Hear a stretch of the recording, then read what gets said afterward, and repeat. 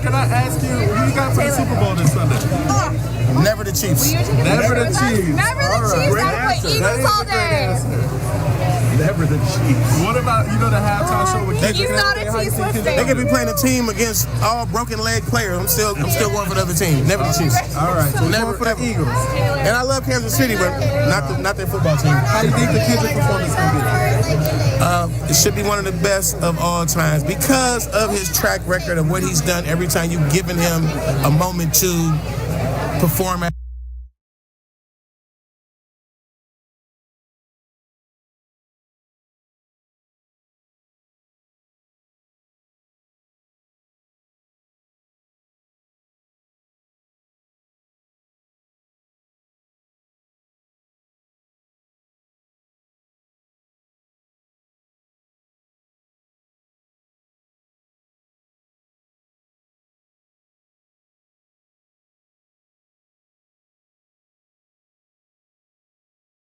Awards ceremony, Coachella, whatever it may be, he always brings us home. Do you feel like he should do Not Like Us? It's up in the air right now if he's going to perform it. If I was... Can I ask you, who you got for the Super Bowl this Sunday? Never the Chiefs. Never the Chiefs. Never the Chiefs. I would put Eagles all day. Never the Chiefs. What about, the halftime show with Kendrick? He's not a Chiefs fan. They could be playing a team against all broken leg players. I'm still going for the other team. Never the Chiefs. All right, so never for the Eagles. And I love Kansas City, but not their football team. How do you think the Kendrick performance going to be? It should be one of the best of all times because of his track record of what he's done every time you've given him a moment to perform at an awards ceremony, Coachella, whatever it may be. He always brings us home. Do you feel like he should do Not Like Us? It's up in the air right now if he's going to perform it. If I was him, I wouldn't do it. You wouldn't do it? Why is that? Because that's more of a jab than doing it. I'm just saying. Okay. I wouldn't do it, man. He just did the Grammys. I wouldn't do it, man.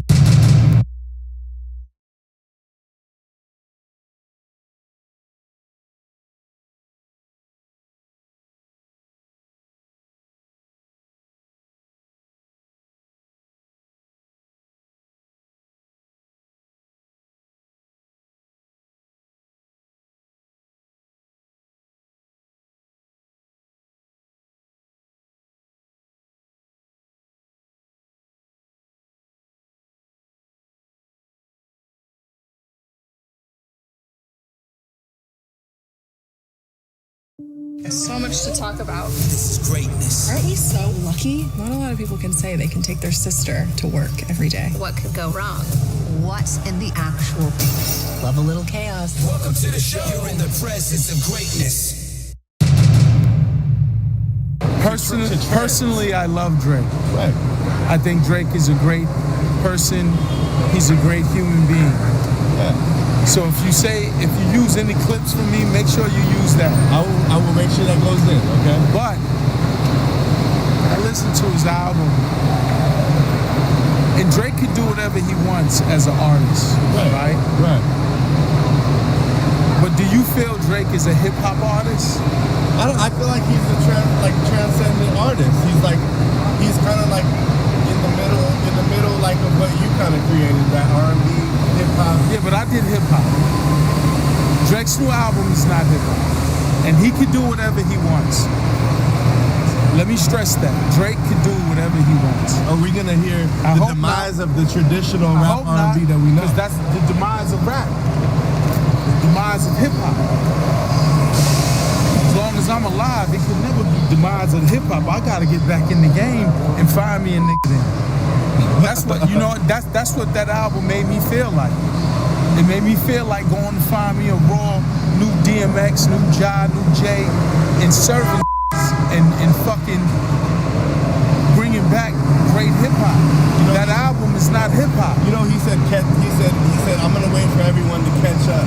And I don't want to catch up because catching up is, if that's catching up, then what's that mean for hip hop? And he's so strong and so powerful, he can change the dynamic of shit.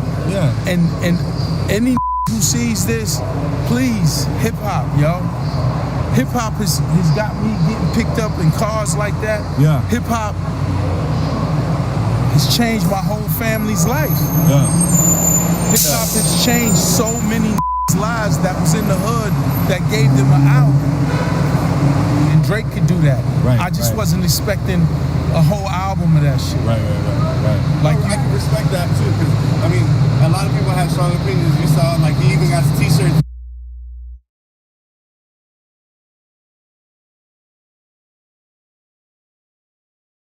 Talk about his world-shifting pen, his Pulitzer Prize-winning album, his 22 Grammys, or his seismic impact on music spanning more than a decade. But nobody can speak for the man better than himself. Please welcome Kendrick Lamar. Well, y'all gotta make some more noise than that.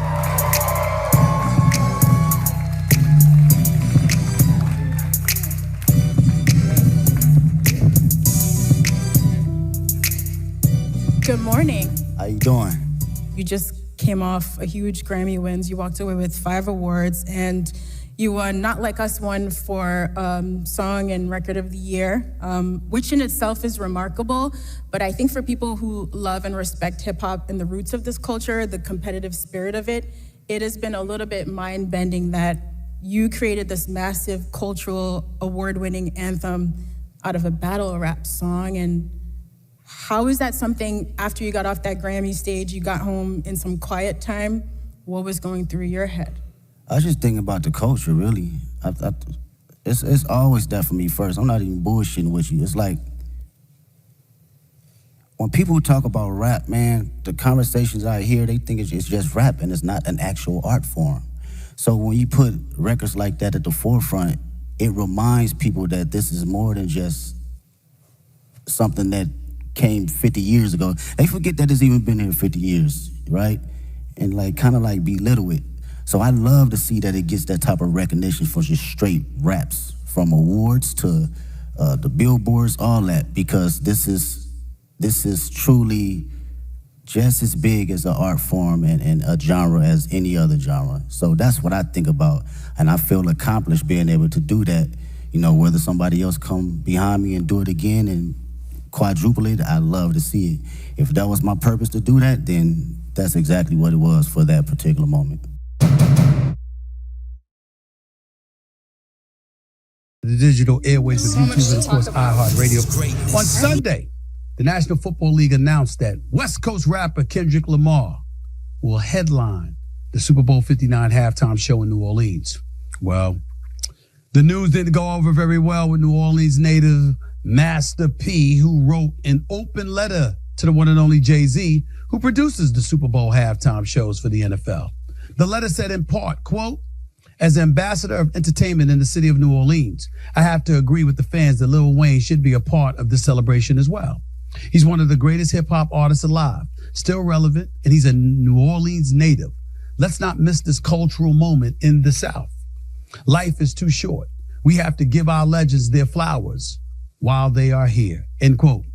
Other artists also chimed in on social media, voicing their displeasure as well, including Juvenile and, of course, Nicki Minaj. Here's what Nicki Minaj had to say. Quote, "Denying a young black man what he rightfully put into this game for no other reason but your ego, your hatred for Birdman, Drake, and Nicki got you punishing Lil Wayne. Lil Wayne, the GOAT. Nola, what's good?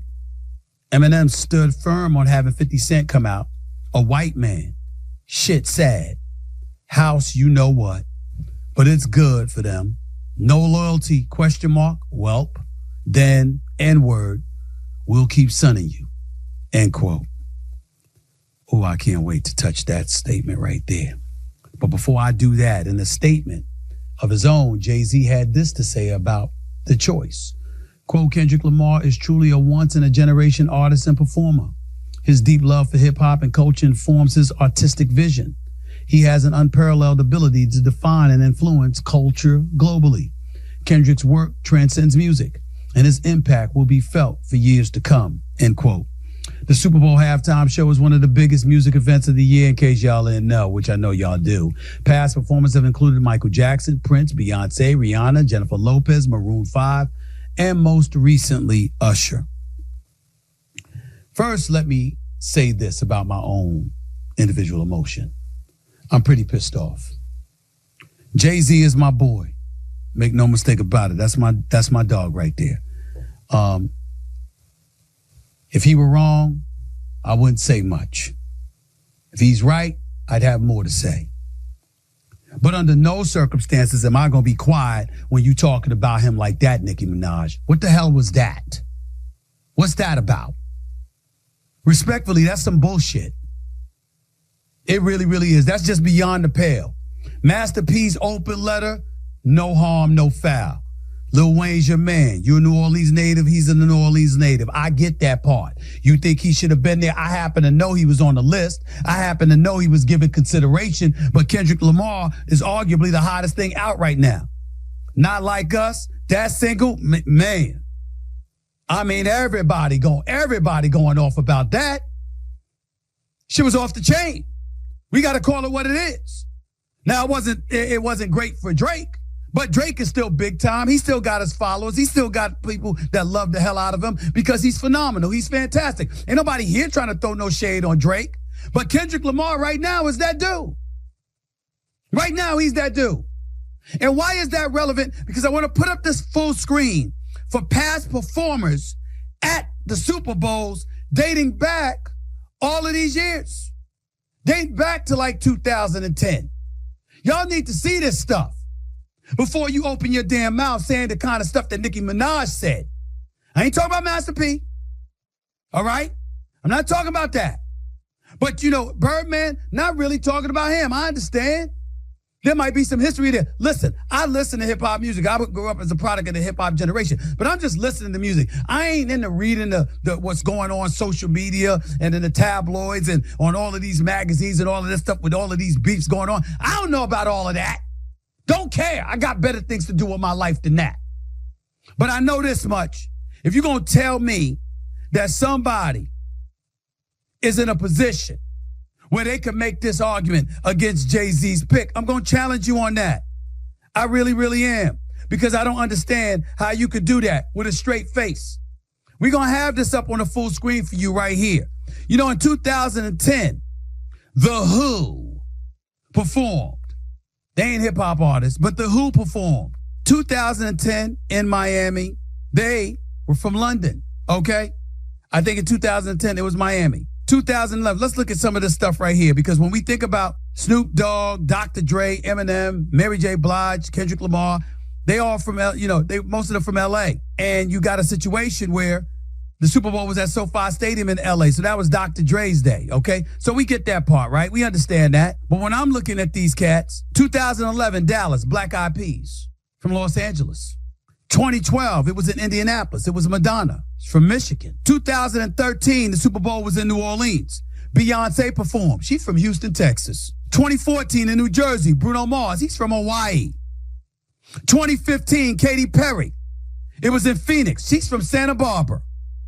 2016, Santa Clara. Coldplay performed. They from London. 2017, Lady Gaga. She's from New York. 2018, Minneapolis.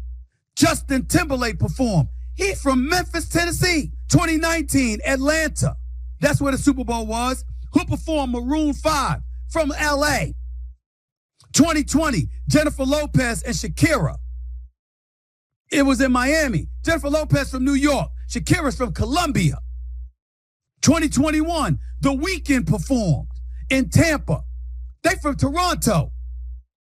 2022, I already told you about them. 2023, Rihanna.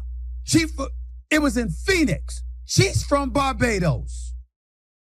And 2024, in Vegas, it was Usher. He's from Dallas.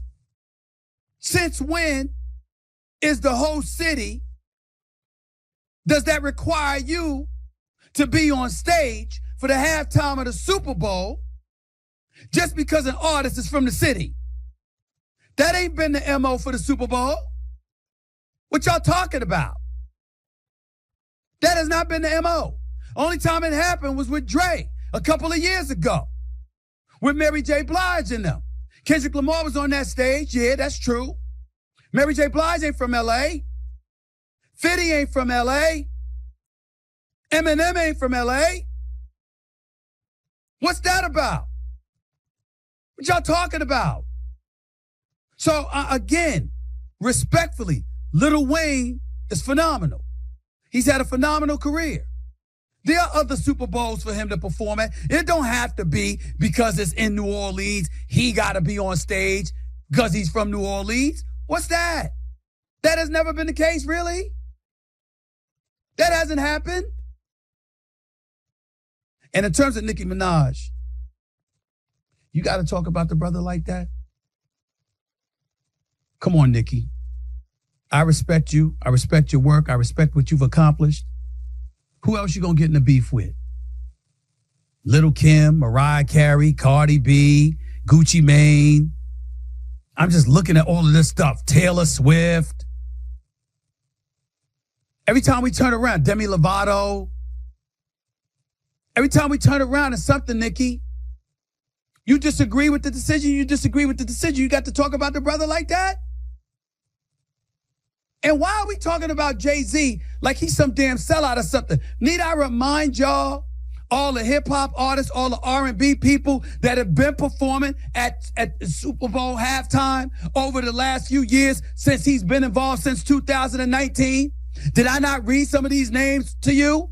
The Who, Coldplay, and people like that? You know how hard it is for a black man to pull off what Jay-Z has pulled off in terms of making sure that black folks get that kind of center stage to promote their brand and build their profile? How unappreciative can you be? It ain't about you as an individual. It's about us. All of us. As black people. And that brother right there, Jay-Z, has been front and center and pushing the envelope. You gonna call him a sellout? You gonna use the N-word to describe him like that? A sellout, you know what? What's up with that? The hell is that? He don't deserve that. This some BS. You disagree with the decision, I understand. You think Lil Wayne's supposed to be up there, I understand. I got that part. I'm talking about how you talking about Jay-Z. How you talking about Jigga? How you talking about Hov? Really? Knowing all the people that he's helped? He ain't perfect, none of us are. But he don't deserve that. That's messed up. Come on, Nicki. Come on. To go at him like that, nothing but respect for you and all that you've accomplished. But damn. I mean, you going at him like that just because Lil Wayne ain't gonna perform? Were you beefing with him like you beefing with Megan Thee Stallion or something? I don't know. Maybe I missed it. I don't know that game. I don't know that lane. I'm just saying, talking about him like that. I mean, damn. That's messed up. He don't deserve that. I cover sports. And I know what he has done for artists in terms of giving them that stage for the Super Bowl. I know what I'm talking about on that level. He deserved better than that. He really, really does. That's just cruel. Disagree with the decision? I understand. I had the pleasure of meeting Birdman years ago. Nothing but love for him. Master P, you know me and you, dog. Please, come on, man. Ain't nothing but love. Nicki, I never met you. Nothing but respect for you. I'm just saying, to talk about him like that, you can't just disagree with his decision. It's almost like we trying to convince our own community to turn against specific individuals because they don't make the decisions that he made. Last time I checked, Kendrick Lamar is a black man who's a superstar. Ain't like he chopped liver. He's a black man. It ain't like Jay-Z told Lil Wayne to stay home. We gonna bring the Who or Coldplay up in here. Put Kendrick Lamar there. Y'all need to stop looking for excuses to try to turn individuals in our community against one of its own. just because they didn't make the decision you thought they should make. Every decision you make is right, Nikki? Every decision? Master P, sure, Lil Wayne deserves his It's flowers. a different direction this time. But we have another focus. Hey, we still going? Nah, this is time sensitive. Let's get it. Lil Wayne taking his Super Bowl snub in stride Wayne, it's a different direction this time. and using the diss to drop some major news. Hey, we still going? Nah, this is time sensitive. Let's get it. Give him something that's real. Yup, it's real. It took 7 years, but the Carter 6 is finally here, intentionally dropping on, 6-6. Say it with your chest, mama, say less. Wayne first teased the project earlier this week while addressing the question on everyone's minds: will the New Orleans native be at the Super Bowl? Y'all know I'm not gonna be there this week, which means I guess there's a seat to fill. Shout out to New Orleans, but I've been working on something very special. Many expected the hometown hero to headline the halftime show, an honor that instead went to LA native Kendrick Lamar.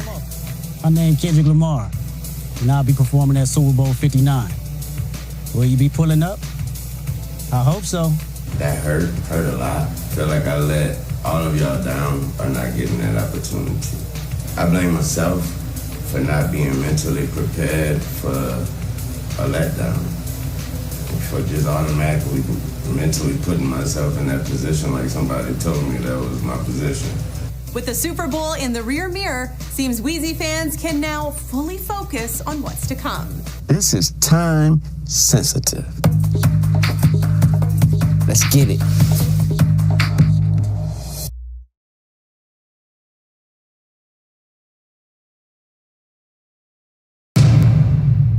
Tucson, can I ask you, who you got for the Super Bowl this Sunday? Never the Chiefs. Never the Chiefs. Never the Chiefs. Gotta put Eagles all day.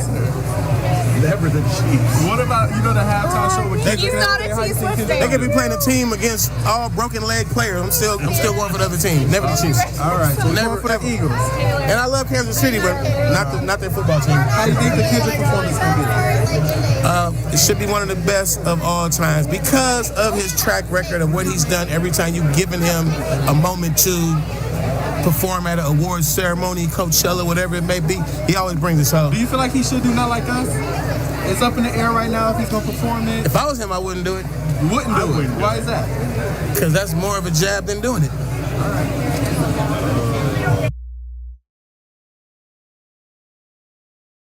So much to talk about. This is greatness. Aren't we so lucky? Not a lot of people can say they can take their sister to work every day. What could go wrong? What's in the actual? Love a little chaos. Welcome to the show. You're in the presence of greatness. A little news conference down in New Orleans today, and maybe the only time that Drake would want to watch a pre-Super Bowl news conference because he wants to find out, is Kendrick going to do the obvious, which he's going to do, and right? I will say this, if Drake wasn't watching it, his lawyers definitely were because they're watching the Super Bowl very closely. They've said in this defamation lawsuit they filed that they feel like Universal Music Group colluded with the NFL and Rock Nation to get Kendrick on the Super Bowl halftime stage where he could perform Not Like Us and inflict the most pain and injury to Drake's reputation by singing Not Like Us. So singing a particular verse. And singing the certified pedophile line. So look, he's definitely going to do the song. Definitely. And when he started the news conference, I think he tipped his hand. If anybody had any doubt, he's gonna play it. Please welcome Kendrick Lamar. Well, y'all gotta make some more noise than that. Now, of course, he didn't actually do any of the rap there. You gotta wait until Sunday for that. They didn't play the part of the song. They just did instrumental. And I think, let's be honest, this is all for television. This is theater. They don't want to give away whether he's going. And they didn't give it away. But I will say this. I've spoken to people connected to the NFL, people connected to Kendrick, and they're expecting he is going to do the song and he is going to do those lines. Absolutely. He did it at the Grammys. And he even said during the news conference, well, he didn't perform in the Grammys. No, but they played it at the Grammys. They played it. CBS so did. Risky though? I mean, I don't know. Drake is obviously willing to sue. 130-ish million people are going to watch this game. Is that a problem, really? That But you know what? wants? He didn't. But Mike, I think it's a PR lawsuit. He didn't file a lawsuit. When he filed that suit, he did not sue Kendrick. So if you're Kendrick, you say, look, he didn't sue me when I put the song Well, no, out. you're right. But the question is, will Fox bleep it if he does it? So the steps here. He's going to do the song. Right. He's going to sing the lyrics. Absolutely. Now, the decision falls on Fox and the NFL as to whether or not they censor it at all. Do they have pressure now that CBS went out and did it? Mm-hmm. CBS played, not only played the it, he slow played himself when he walked up on the stage so that you could hear that verse. The only difference between the Grammys and the Super Bowl is that 10 times more people are going to be watching the Super Bowl. Right, at minimum. And look, yesterday, here the way this works for every Super Bowl halftime, by the way, the performer on the Wednesday before the game delivers all of their lyrics to the network and to the league. And then the lawyers all get in a room, they pour over all the lyrics to see if there's anything that, but you're right, in this case. This is where you and I disagree. No. I'm just telling you what they do. What they normally do. And that's what they did yesterday. I know that for a fact. I've spoken to people in New Orleans. But wait a minute. Hold on. Can I please get it out? Do it. So they go over all the lyrics. Now, you are right. They knew about this lyric heading in. What they didn't know is for sure whether he was going to do it. They now know he's going to do it. So now they have to decide, what are they going to do? And I can't tell you what the lawyers have decided yet at this point. But there is some risk. And I know you're acting like there is no risk. No, I'm not acting like there is no risk. What I disagree with you on is, I know they may have had a meeting yesterday. They made this decision a long time ago. I will tell you when this. they actually actually invited him. Okay, they didn't.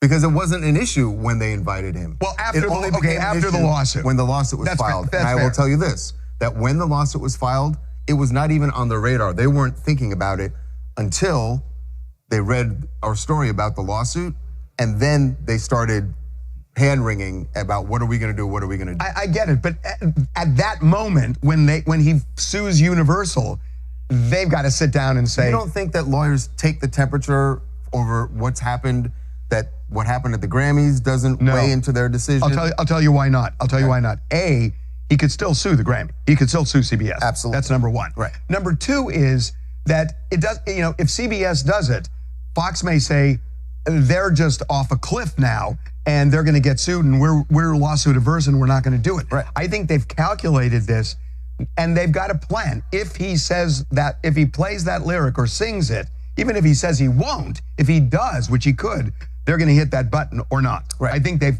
talked about that as soon as the Universal lawsuit is filed. And they're both, by the way, the NFL has someone with a finger on a button, and then Fox has someone with a finger on the button.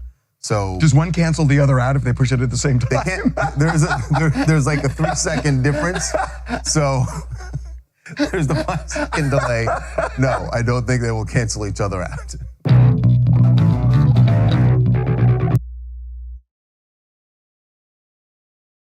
To leave the show off, not with sports, not with politics, but with hip hop. It's supposed to be hip hop. It's supposed to be hip hop. But that is not what the hell is going on right now. Did you hear the latest news? Did you hear it? Drake is now dragging lawyers into his beef with Kendrick Lamar.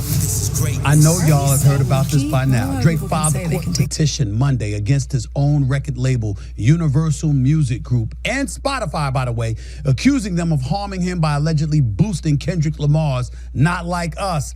Drake's petition seeks the preservation and divulgence of information that might be used as evidence in a potential lawsuit against UMG, which is the distributor for the record labels of both Drake and Lamar. A second petition filed in Texas alleges UMG engaged in a pay-for-play scheme with iHeartMedia to help boost the song, which the petition also claims defamed Drake. You may recall Not Like Us infers that Drake engages in pedophilia. And the song has gotten more than 900 million plays, according to figures listed on Spotify, who obviously declined to comment on the petition. As for UMG, they issued the following statement saying, quote, "The suggestion that UMG would do anything to undermine any of its artists is offensive and untrue. We employ the highest ethical practices in our marketing and promotional campaigns. No amount of contrived and absurd legal arguments in this pre-action submission can mask the fact that fans choose the music they want to hear," end quote. You know, it's interesting that we bring that up because before I go any further, that pre-action petition that they alluded to, understand that's a procedure under New York law that aims to secure information before filing a lawsuit. I just wanted to get that out the way, okay? By the way, the lead between Drake and Kendrick, who, by the way, is set to headline the Super Bowl halftime show, is one of the biggest rap beefs in recent years. The beef between them. It's one of the biggest rap beefs in years. This is a bad look. Let's get this out of the way right now. It's a bad look. And it's all smeared on Drake. All of it. This is hip hop, man. This is hip hop. Somebody comes at you with lyrics, with a song, you're supposed to come right back at them with the song, with lyrics. And I'm going to tell y'all something right now. You know, the hip-hop community prides itself on being authentic, straight up, real, in your face, let you know where they stand, how they feel, and not shying away from shit. That's the hip-hop community. Let me tell you what's been happening in the hip-hop community since last night. I've been making calls. I appreciate the bevy of information that everybody has provided me with, giving me intel and letting me know what the hell is really going on. Because, ladies and gentlemen, I don't cover this business. And yes, I'm a product of the hip-hop generation. I grew up, I'm from Hollis, Queens, New York City, y'all. I'm from Hollis, Queens. Run DMC, grew up in the neighborhood. Jam Master Jay was best friends with my late brother, God rest both of their souls. LL Cool J grew up 5 minutes away in Farmers Boulevard. 50 was just a few minutes away. Ja Rule, the same thing. I mean, the list goes on and on. So understand, I'm a product of all of that. I'm a product of all that, but I've never been entrenched in it from a journalistic perspective. I don't cover it. I don't read hip-hop magazines and all of this other stuff. I just listen to the music that I like and to the stations that play the music that I like. That's all I know. That's all I know. I don't know a damn thing about the industry. I'm going to tell you this much, though. I know a hell of a lot of people who do. Here's why I bring it up. All of them want to remain nameless. All of them. The hip-hop artists I know, the radio disc jockeys that I know, the journalists that cover it, even though I got Torre coming on in a few minutes. I mean, I've never seen an industry where you got folks, yo, I'm not touching this publicly. But that ain't stop a whole bunch of them. I'm talking about 10, 15 different people. Let me know how they feel. Because I'm going to read some of this stuff. You understand? Can't tell you who. But I'm going to just let you know. They looking at Kendrick Lamar's song, Not Like Us, with the 900 million listeners, the downloads, all of this other stuff, and they going like this. Damn right. Drake not like us. Didn't we tell you? Didn't Kendrick Lamar tell you? All because of lawyers. Now, again, this is not a lawsuit. I want to make that very, very clear. Not yet. This is a pre-action petition. So basically, if you're Drake, what you're doing is the procedure under New York law that aims to secure information before filing a lawsuit. You're trying to make sure you get access to all the information that you want because of the accusations that he's trying to say. And they looking at Drake and they like, they don't give a shit about that. The rap artists don't care. The DJs don't care. Now, my man Funkmaster Flex was on TV. Oh, not on TV, I'm sorry. He went on social media. And he was saying Drake ain't tell a lie. That this is the game that's played in the music industry, where you got cats having money funneled to them to push one product more so than the other, to push a particular song, to make sure it gets airplay and stuff like that.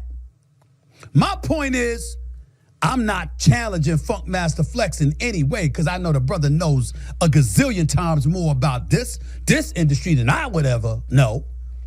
All I'm saying is, nah, people don't give a shit about that right now.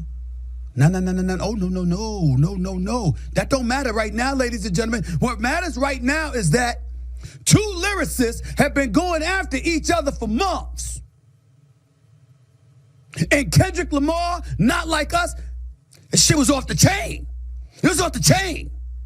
Everybody been going. I mean, you got people, kids, adults, senior citizens, black, white, Hispanic, Asian, everybody. And they know the lyrics. Minor, remember that? I mean, they're like, but all they said was, yo, damn, Kendrick got him. Not damn, Drake's a pedophile. It's just talking about the lyrics and what he brought and what he dropped and how he came at him.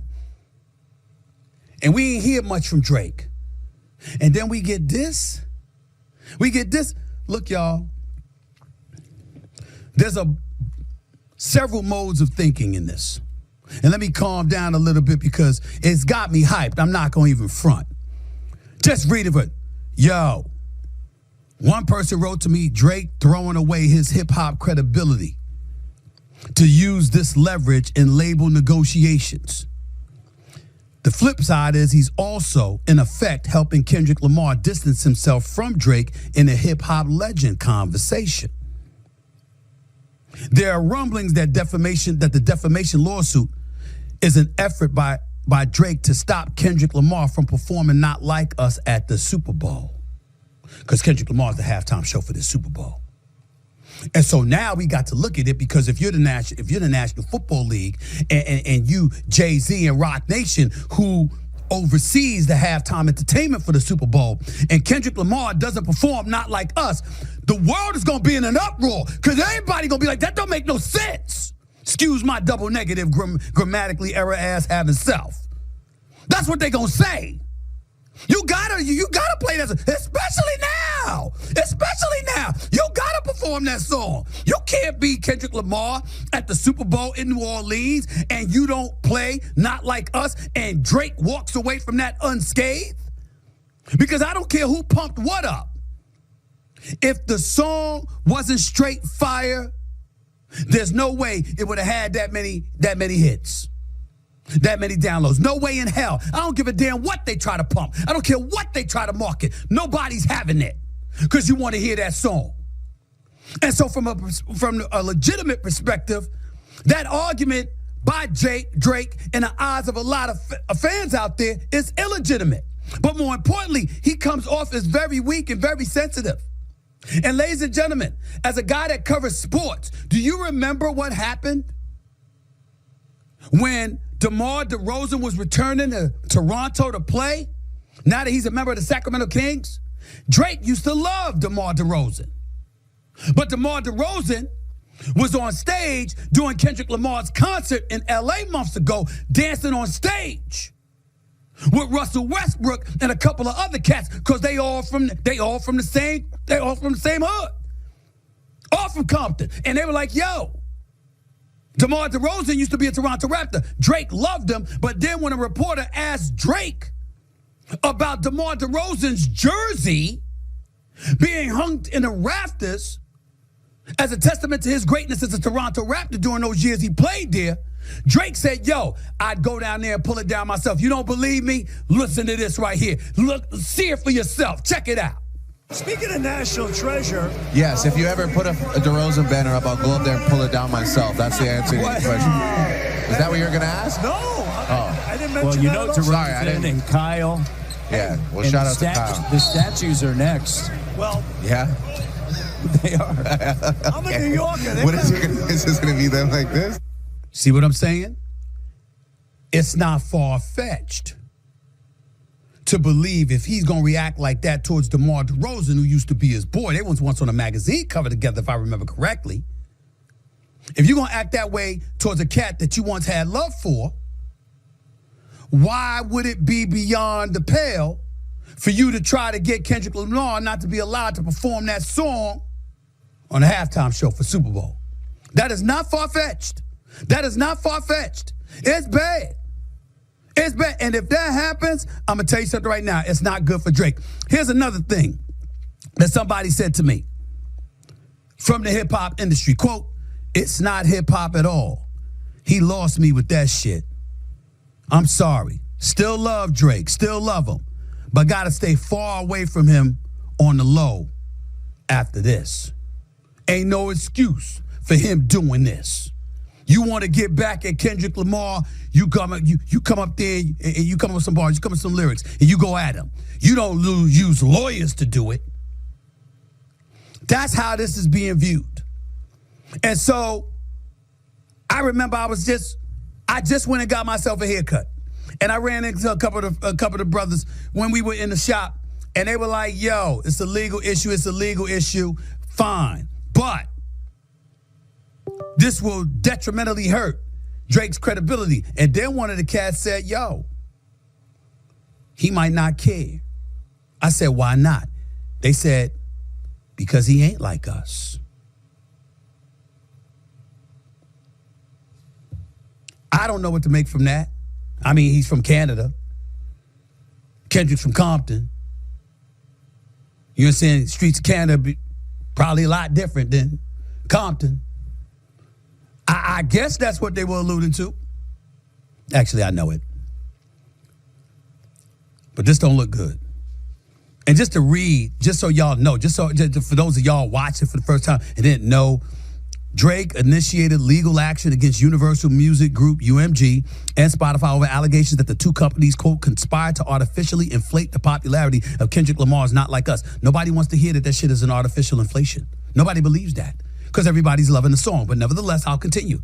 In the following Monday, November 25th, in Manhattan court, Drake's Frozen Moments LLC accuses UMG of launching, quote, an illegal scheme involving bots, payola, and other methods to pump up Lamar's song, a track that savagely attacked Drake amid an ongoing feud between the two stars. UMG did not rely on chance or even ordinary business practices, attorneys for Drake's company, right? It instead launched a campaign to manipulate and saturate the streaming services and airwaves. Drake's attorneys accused UMG of violating the Racketeer Influenced and Corrupt Organizations Act, the federal RICO statute often used in criminal cases against organized crime. They also alleged deceptive business practices and false advertising under New York state law. The court filings are a remarkable twist in a high-profile beef between the two stars, which saw Drake and Lamar exchange stinging diss tracks over a period of months earlier this year. That such a dispute would spill into business litigation seemed almost unthinkable in the world of hip-hop. Well, it ain't unthinkable now. It ain't unthinkable now.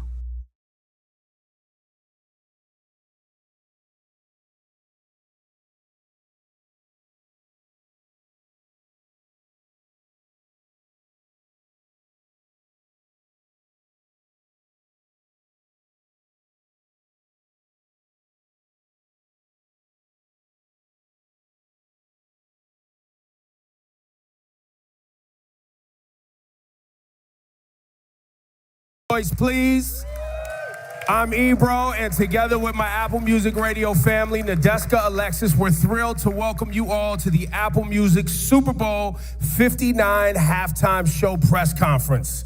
We are streaming live globally and on Apple Music, so go check that out. We're excited to be joining the NFL and Rock Nation to bring the Apple Music Super Bowl halftime show to life with a monumental performance by none other than the great Kendrick Lamar. So in a few moments, we'll be chatting with him, but first things first, let's get into the pregame. Nadeska, over to you. I'm honored to introduce the American Sign Language performers appearing at this year's Super Bowl. Performing Lift Every Voice and Sing, we have Otis Jones IV.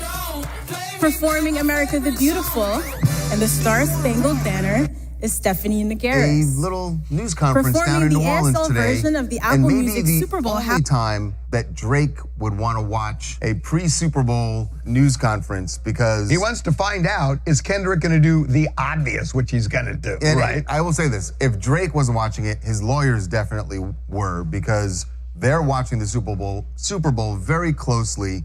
They've said in this defamation lawsuit they filed that they feel like Universal Music Group colluded with the NFL and Rock Nation to get Kendrick on the Super Bowl halftime stage where he could perform Not Like Us and inflict the most pain and injury to Drake's reputation. by singing Not Like Us. So singing a particular verse. And singing the certified pedophile line. So look, he's definitely going to do the song. Definitely. And when he started the news conference, I think he tipped his hand. If anybody had any doubt, he's gonna play it. Please welcome Kendrick Lamar. Well, y'all gotta make some more noise than that. Now, of course, he didn't actually do any of the rap there. You gotta wait until Sunday for that. They didn't play the part of the song. They just did instrumental. And I think, let's be honest, this is all for television. This is theater. They don't want to give away whether he's going. And they didn't give it away. But I will say this. I've spoken to people connected to the NFL, people connected to Kendrick, and they're expecting he is going to do the song and he is going to do those lines. Absolutely. He did it at the Grammys. And he even said during the news conference, well, he didn't perform in the Grammys. No, but they played it at the Grammys. They played it, CBS Isn't this so did. risky, though? I mean... I don't know. Drake is obviously willing to sue. 130-ish million people are going to watch this game. Is that a problem, really? But you know what? He didn't. But Mike, I think it's a PR lawsuit. He didn't file a lawsuit. When he filed that suit, he did not sue Kendrick. So if you're Kendrick, you say, "Look, he didn't sue me when I put the song out." No, you're right. But the question is, will Fox bleep it if he does it? So the steps here. He's going to do the song. Right. He's going to sing the lyrics. Absolutely. Now, the decision falls on Fox and the NFL as to whether or not they censor it at all. Do they have pressure now that CBS went out and did it? Mm-hmm. CBS played, not only played it, he slow played himself when he walked up on the stage so that you could hear that verse. The only difference between the Grammys and the Super Bowl is that 10 times more people are going to be watching the Super Bowl. Right, at minimum. And look, yesterday, here the way this works for every Super Bowl halftime, by the way, the performer on the Wednesday before the game delivers all of their lyrics to the network and to the league. And then the lawyers all get in a room, they pour over all the lyrics to see if there's anything that, but you're right, in this case. This is where you and I disagree. No. I'm just telling you what they do. What they normally do. And that's what they did yesterday. I know that for a fact. I've spoken to people in New Orleans. But wait a minute. Hold on. Can I please get it out? Do it. So they go over all the lyrics. Now, you are right. They knew about this lyric heading in. What they didn't know is for sure whether he was going to do it. They now know he's going to do it. So now they have to decide, what are they going to do? And I can't tell you what the lawyers have decided yet at this point. But there is some risk. And I know you're acting like there is no risk. No, I'm not acting like there is no risk. What I disagree with you on is, I know they may have had a meeting yesterday. They made this decision a long time ago. I will tell you when they actually actually invited him. Okay, they didn't, because it wasn't an issue when they invited him. Well, after the lawsuit, when the lawsuit was filed, and I will tell you this: that when the lawsuit was filed, it was not even on their radar. They weren't thinking about it until they read our story about the lawsuit. And then they started hand-wringing about what are we going to do, what are we going to do. I get it, but at that moment, when he sues Universal, they've got to sit down and say... You don't think that lawyers take the temperature over what's happened, that what happened at the Grammys doesn't weigh into their decision? I'll tell you why not. I'll tell you why not. A, he could still sue the Grammy. He could still sue CBS. Absolutely. That's number one. Right. Number two is that it does, if CBS does it, Fox may say, they're just off a cliff now and they're going to get sued and we're lawsuit averse and we're not going to do it. Right. I think they've calculated this and they've got a plan. If he plays that lyric or sings it, even if he says he won't, if he does, which he could, they're going to hit that button or not. Right. I think they've talked about that as soon as the Universal lawsuit is filed. And they're both, by the way, the NFL has someone with a finger on a button and then Fox has someone with a finger on the button. So does one cancel the other out if they push it at the same time? They can't. There's like a 3-second difference. So there's the 5-second delay. No, I don't think they will cancel each other out.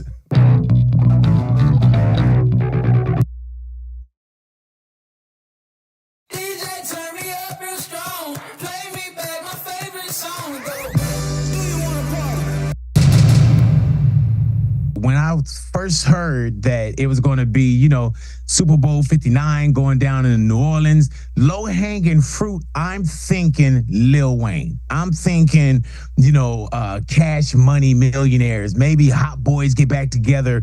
Maybe you even get Master P and No Limit Soldiers. I'm thinking that this is low-hanging fruit years out. So when I heard that it was Kendrick, I feel like Kendrick is there. He's a veteran and relevant at the same time. But that low-hanging fruit and my expectations, if you were to ask me to place a bet down on who would get the halftime performance for Super Bowl 59 in NOLA, in New Orleans, I would definitely have taken, if not everything I own, most of what I own, and put it on Lil Wayne. Big Boy, is this just a nod from Rock Nation to just how big Kendrick has been, how relevant, as you put it, and talked about this year has been, that it just made it undeniable, even though it's happening in Lil Wayne's backyard, that Kendrick was just that big this year? You know what, Charles? I don't know what this is. You know, conspiracy theories, you hear so many people say, oh, well, you know, Jay-Z doesn't really get along with Wayne and he doesn't get along with Drake, and this is the slap in the face. I don't know what this is, but I know that it created a lot of talk. And then we were asking our listeners in the neighborhood today, we were like, did Not Like Us get Kendrick Lamar a halftime performance? He already got a catalog that's ridiculous, but did Not Like Us, and this is one of those songs you can't get away from. DNC, it's there. You know, Super Bowl games is there. Everywhere you go, Not Like Us. In every capacity, wherever you are, this is a big song. But does one song, did that get Kendrick Lamar there? I think he has a great body of work, and he's a hell of a performer. But there's just a situation where I'm like, man, it's coming back to the West Coast anyway, and Kendrick is still going to be hot as fish grease, and there's a new album that's coming as well. And to announce this far out, I'll tell you the truth, I was surprised when I first saw Kendrick kicking it off. I was like, oh, but I celebrated. But then once the instant controversy, I was like, okay, you know what? I see this. Yeah, and it's not just that it's going to be in LA in 2 years. He performed 2 years ago as well. And so it's, I mean, this is the word of 2024. It's weird. Yeah, and it's one of those things where I sit and I'm like, okay, being from Los Angeles, right? And I heard you guys speak on it, you know, sometimes, you know, but Usher wasn't from Vegas. He had a Vegas residency. So every time from here on out, do you have to do organically, do they have to get someone from there to perform?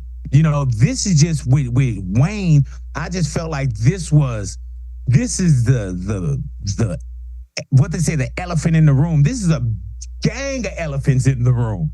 You know what I'm saying? Where you don't have to dig Wayne up. You don't have to say, hey, remember Lil Wayne? Like, we need to just get somebody from New Orleans.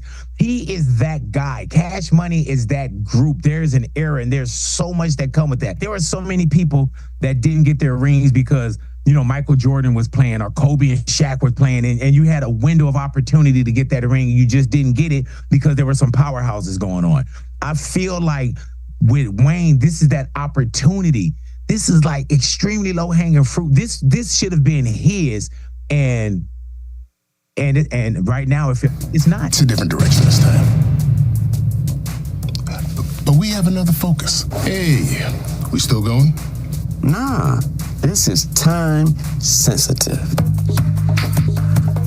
Let's get it. Lil Wayne taking his Super Bowl snub in stride. Wayne, it's a different direction this time. And using the diss to drop some major news. Hey, we still going? Nah, this is time sensitive. Let's get it. Give him something that's real. Yup, it's real. It took 7 years, but the Carter 6 is finally here, intentionally dropping on, 6-6. Say it with your chest, mama, say less. Wayne first teased the project earlier this week while addressing the question on everyone's minds, will the New Orleans native be at the Super Bowl? Y'all know I'm not gonna be there this week, which means I guess there's a seat to fill. Shout out to New Orleans, but I've been working on something very special. Many expected the hometown hero to headline the halftime show, an honor that instead went to LA native Kendrick Lamar. My name's Kendrick Lamar, and I'll be performing at Super Bowl 59. Will you be pulling up? I hope so. That hurt a lot. Feel like I let all of y'all down by not getting that opportunity. I blame myself for not being mentally prepared for a letdown, for just automatically mentally putting myself in that position like somebody told me that was my position. With the Super Bowl in the rear mirror, seems Wheezy fans can now fully focus on what's to come. This is time sensitive. Never the Chiefs. Never the Chiefs. Never the Chiefs. Gotta play Eagles all day. Never the Chiefs. What about, the halftime show with He's not a Chiefs fan. They could be playing a team against all broken leg players. I'm still going for the other team. Never the Chiefs. All right, so never for the Eagles. And I love Kansas City, but not their football team. How do you think the Kendrick performance gonna be? It should be one of the best of all times because of his track record of what he's done every time you've given him a moment to perform at an awards ceremony, Coachella, whatever it may be. He always brings us home. Do you feel like he should do Not Like Us? It's up in the air right now if he's gonna perform it. If I was him, I wouldn't do it. You wouldn't do it? Why is that? Because that's more of a jab than doing it. I'm just saying. Yeah. I wouldn't do it, man. He just did the Grammys. I wouldn't do it, man.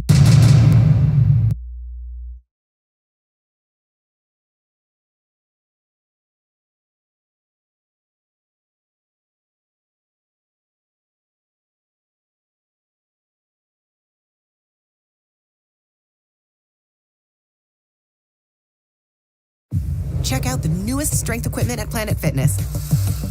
Join the club today. You guys good? Yeah, we're trying to.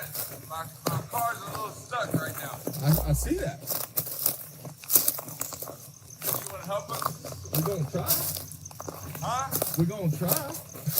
All right. What happened? What happened? How'd you get on the tracks, man? All right, good. Help us try and reverse this thing out. Well, hang on. You are stuck. Come here. You know the trains come by right now, right? No, I know. That's why I'm trying to get the fuck up out of here. We thought we were making a right, and I fucking turned onto the train tracks apparently. I'm trying. But yeah, we're not getting back in the car right now, okay? The reason why, so. Do me a favor, keep your hands out of your pocket. Yeah. Man. Keep your hands out of your pocket. There's nothing in my pocket. That's all. I'm gonna pat you down real quick. Put your hands out there, bro. Man,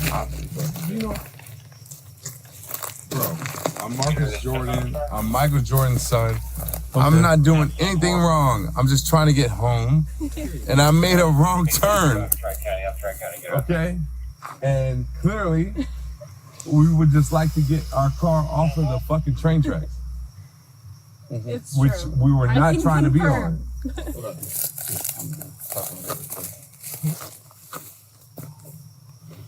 I mean, I'm just saying, if there's 6 of us, and we throw this thing in reverse. Well, I've already got concerns for your level of impairment anyways, okay? So that's why.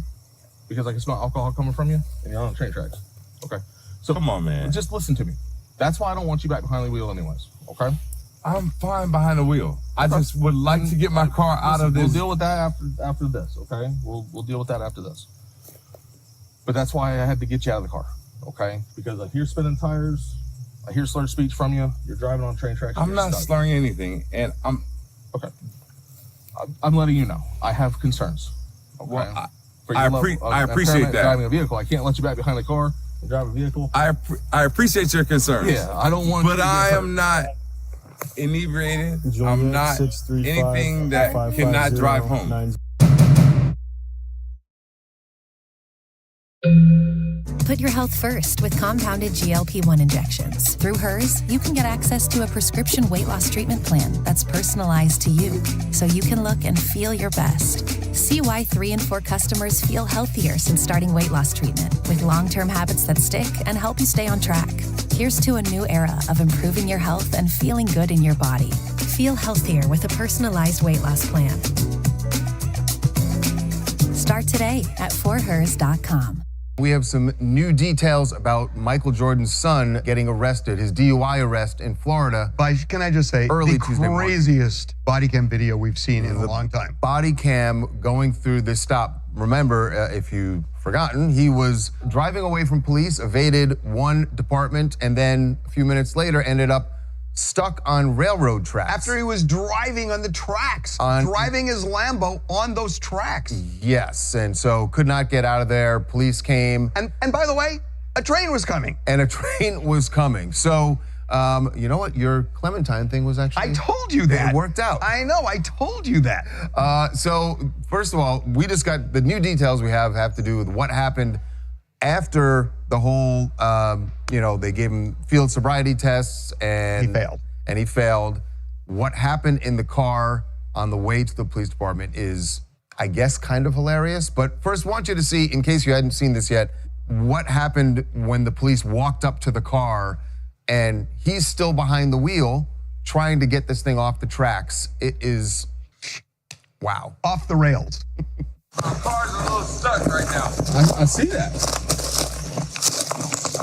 You want to help us? We thought we were making a right, and I turned onto the train tracks, apparently. I'm trying, but yeah, we're not getting back in the car right now. Bro, I'm Marcus Jordan. I'm Michael Jordan's son. I'm not doing anything wrong. I'm just trying to get home. I'm just saying, if there's 6 of us, and we throw this thing in reverse. Well, I've already got concerns for your level of impairment anyways, okay? So that's why. Because I can smell alcohol coming from you, and you're on train tracks. I appreciate your concerns. Yeah, I don't want But I am not inebriated. I'm not anything that cannot drive home. Oh my God, that's the best line ever. Marcus goes, well, why are you concerned? Because you're inebriated and you're on the train tracks. And you're on the train tracks. I mean, DUI is not funny, and that's not what we're laughing about. We're just laughing about his interaction. It's crazy. Look, I know, so he got a DUI. He failed 3 field sobriety tests, and he was charged with cocaine possession. I don't know. Any name dropped, which is not a crime. It just looks real bad. I don't know whether or not he actually had any cocaine that night, but what we learned about his ride to the police station kind of makes me think maybe he did. But here's why. So he's in the car, and in the body cam, you can actually see and hear what the officer had on the radio. At one point, he actually had Eye of the Tiger on. Well, Marcus apparently wasn't down for any Survivor because according to the police report, this is what he told the officer. Can't you play some holiday music or some blank? Play some Mariah Carey up in this bitch.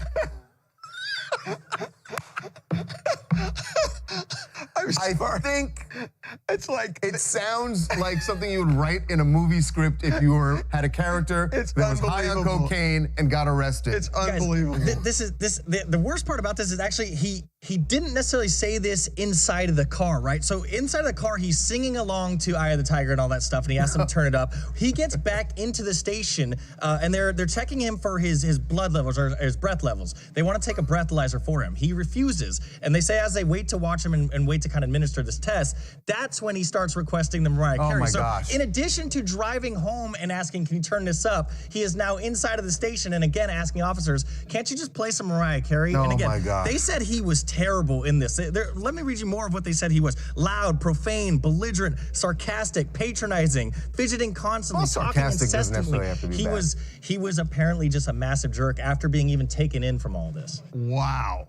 What is his dad? I gotta tell you, I was watching, and you can see this again all on the website on teamz.com. I was watching the field sobriety test, and sometimes you watch those and you go like, oh, come on, no one can do that even sober. And I stood up and I tried to do one of them, and I was like, oh wait, I actually can do that. You can do that. Yeah, I can totally do it. That's why they don't, it's not a trick test. It's not a trick test. I mean, you can actually do it if you're sober.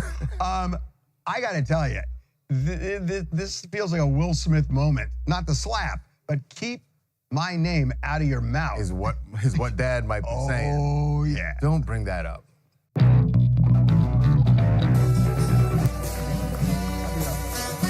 y'all gotta make some more noise than that.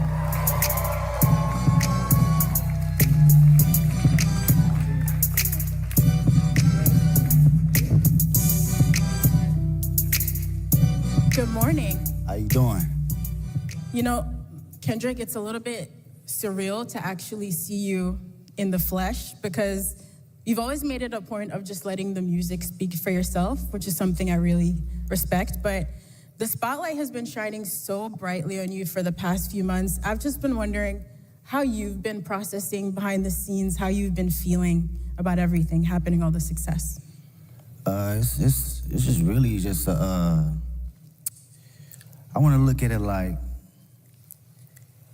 it's just a continuum of who I am, really. I've always stayed to myself. I've always been in my own bubble, whether it's with the fam or whether it's training.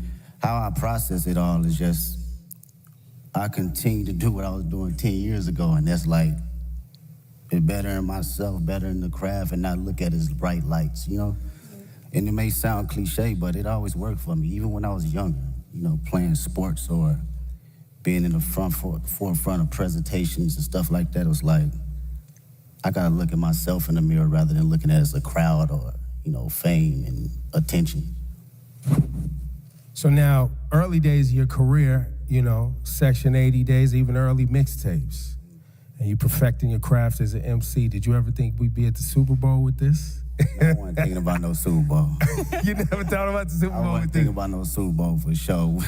We was thinking about the best verse and how we gonna split this $5 at Church's Chicken or something like that. It wasn't no Super Bowl. Going to the studio and getting a meal.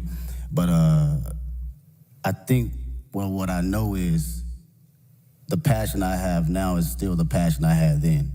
And I think that carried on to the Super Bowl. So it was all about being present.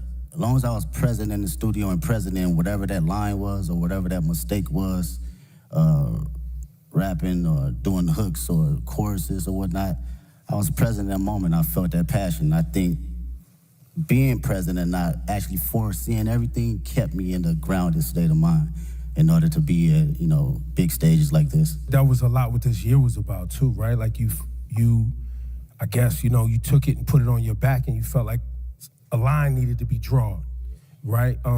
Was that your intent when you rolled out this year? Was like, yo, I'm drawing a line. Like, this is what it is. My intent was to always keep, I think from day one, was to always keep the nature of it as a sport. You know, I don't care how motherfuckers look at it as far as like, as a collaborative effort, you know, that's cool too, but I love when artists grit their teeth. Like, I still watch battle raps. I still watch Smack URL from Murder Mook to Lux to Tay-Rock, you know, my bro Daylight. This has always been the core definition of who I am, and it's been that way since day one. So I don't think it was a thing for this year. It was always just a continuum. And what I will say about this year, it was more from a space where I think a lot of people was putting rap to the back, and you didn't see that. You didn't see that grit. You didn't see that bite anymore. So I always took that in consideration in going into any type of my music. That's interesting. So I hope this makes sense, right? You know, we've been following your journey for about 15 years, and you have been so consistent in the messaging and the focus, like you said. And you've always moved with integrity. So in a lot of ways, I feel like we thought we knew exactly who you were as an artist in a positive way. And then last year, it felt like you unlocked a whole new dimension for us. But that person, like you said, was always in there. But I'm wondering, do you still surprise yourself sometimes? Did you surprise yourself last year? Or was it just us, the fans, with our jaws on the floor, just stunned? That's a good question. Surprised myself? Nah, I don't think I surprised myself, because this for me and for my partners that's been around me since 2005, 2006, like my brothers, they know my personality, they know my capabilities, even when it wasn't presented to the public at first, right? So this is just like a revolving door of what I've been doing in Carson Studios, at the homie garage, or my brothers at TDE, or just anybody around the city of Compton in LA. It's just magnified to the level where I've progressed it and did enough hours to know, okay, I know where to place it now. I know how to make it connect with people. It feels like each album, too, getting to this point was like, it was an album for the culture, and it was an album for the critics. You know what I mean? And then it was for the critics, and then GNX comes along, and it's like, nah. This album for anybody, everybody, and anybody who want it at any time. And you brought that energy, and the energy you brought on GNX was an energy that I don't think was really happening in hip hop. Like, it's a Public Enemy level energy. It's a Ice Cube, America's Most Wanted energy. Sure. Like, it's a classic, timeless energy. Talk about your headspace between Mr. Morale and this GNX. Yeah, no, that's great. Go back even further, man. Speaking on that energy, like, it's my cousins was like DJ Quick, and Dre, these folks that my people was playing. So I always had that DNA. And you heard that DNA a little bit on Good Kid, Mad City, but I wanted to tell my story first, right? And fast forward to GNX, I felt it was just a perfect time because not only the energy was lost, but it was the energy that was bubbling inside of me as well. I wanted to go back to the forefront of just the bite and just the grit of rap, just all raps and hard-ass beats. And that's like the basics for me. I thought about, what I used to like when I was a kid. Hard raps, good beats, that's smacking, right? And it was a great transition from Mr. Morale because that was my most intimate. I wanted to go inside of my own psyche and my own personal withdrawals and see how it connects with the public and who can relate. So during this time around, I think it was necessary coming out of that cocoon and feeling like, okay, I arrived now. I can spread my wings and show every state of who I am as far as Kendrick Lamar. And you really did spread your wings. I mean, you just came off a huge Grammy wins. You walked away with 5 awards, and you won Not Like Us won for Song and Record of the Year, which in itself is remarkable. But I think for people who love and respect hip hop and the roots of this culture, the competitive spirit of it, it has been a little bit mind-bending that you created this massive cultural award-winning anthem out of a battle rap song. And how is that something, after you got off that Grammy stage, you got home in some quiet time, what was going through your head? I was just thinking about the culture, really. It's always that for me first. I'm not even bullshitting with you. It's like, when people talk about rap, man, the conversations I hear, they think it's just rap and it's not an actual art form. So when you put records like that at the forefront, it reminds people that this is more than just something that came 50 years ago and kind of belittle it. So I love to see that it gets that type of recognition for just straight raps, from awards to the billboards, all that, because this is truly just as big as an art form and a genre as any other genre. So that's what I think about, and I feel accomplished being able to do that. Whether somebody else come behind me and do it again and quadruple it, I love to see it. If that was my purpose to do that, then that's exactly what it was for that particular moment. I think people often miss the significance of that Record and Song of the Year award, because that Song of the Year award is a songwriter's award. Like, it's not just the biggest song. It's like someone wrote a song. And you as a songwriter, when you see your name up there and it's written by Kendrick, and that's it. Yeah.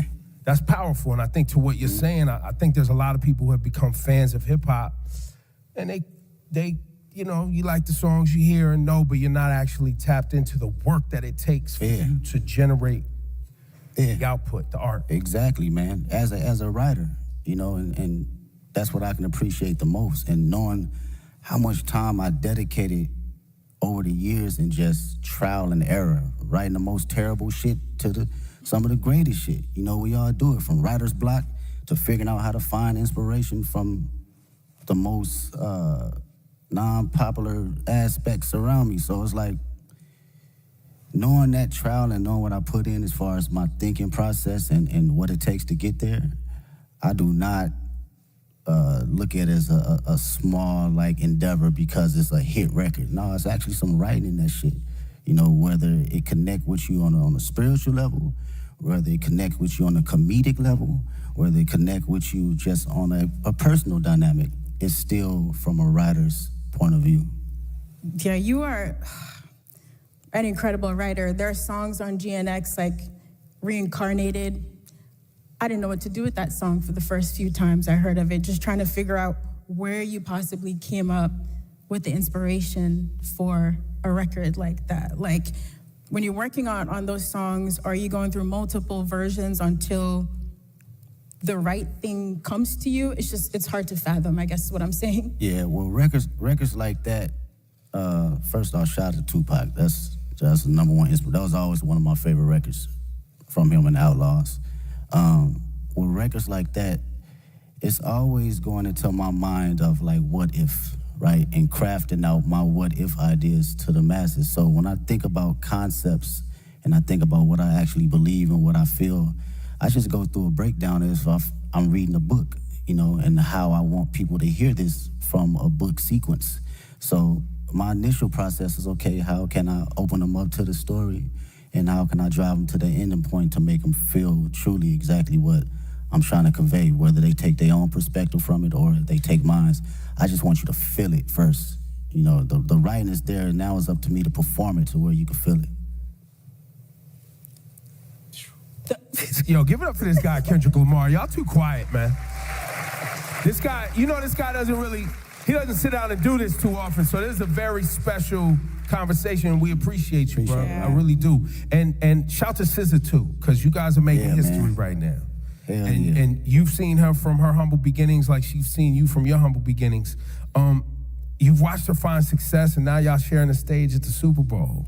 Got this humongous tour that's rolling out next year.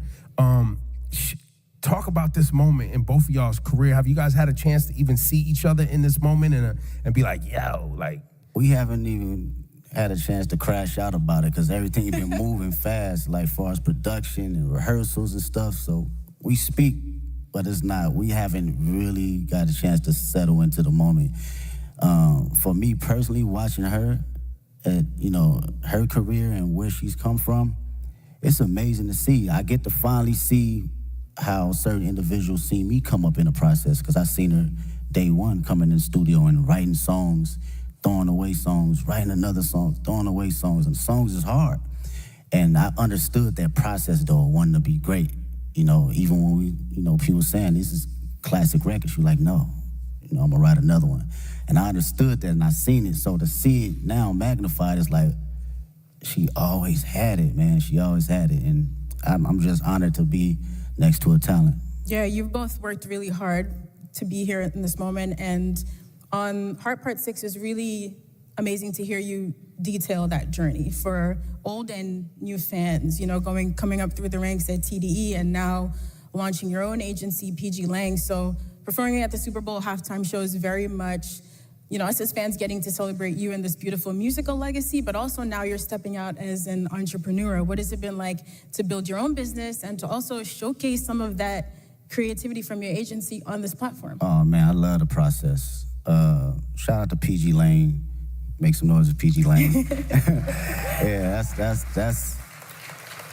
that's my team, man. It's 30 incredible individuals, 5 extraordinary executives that work day in, day out to make sure we are doing something that will long live the culture.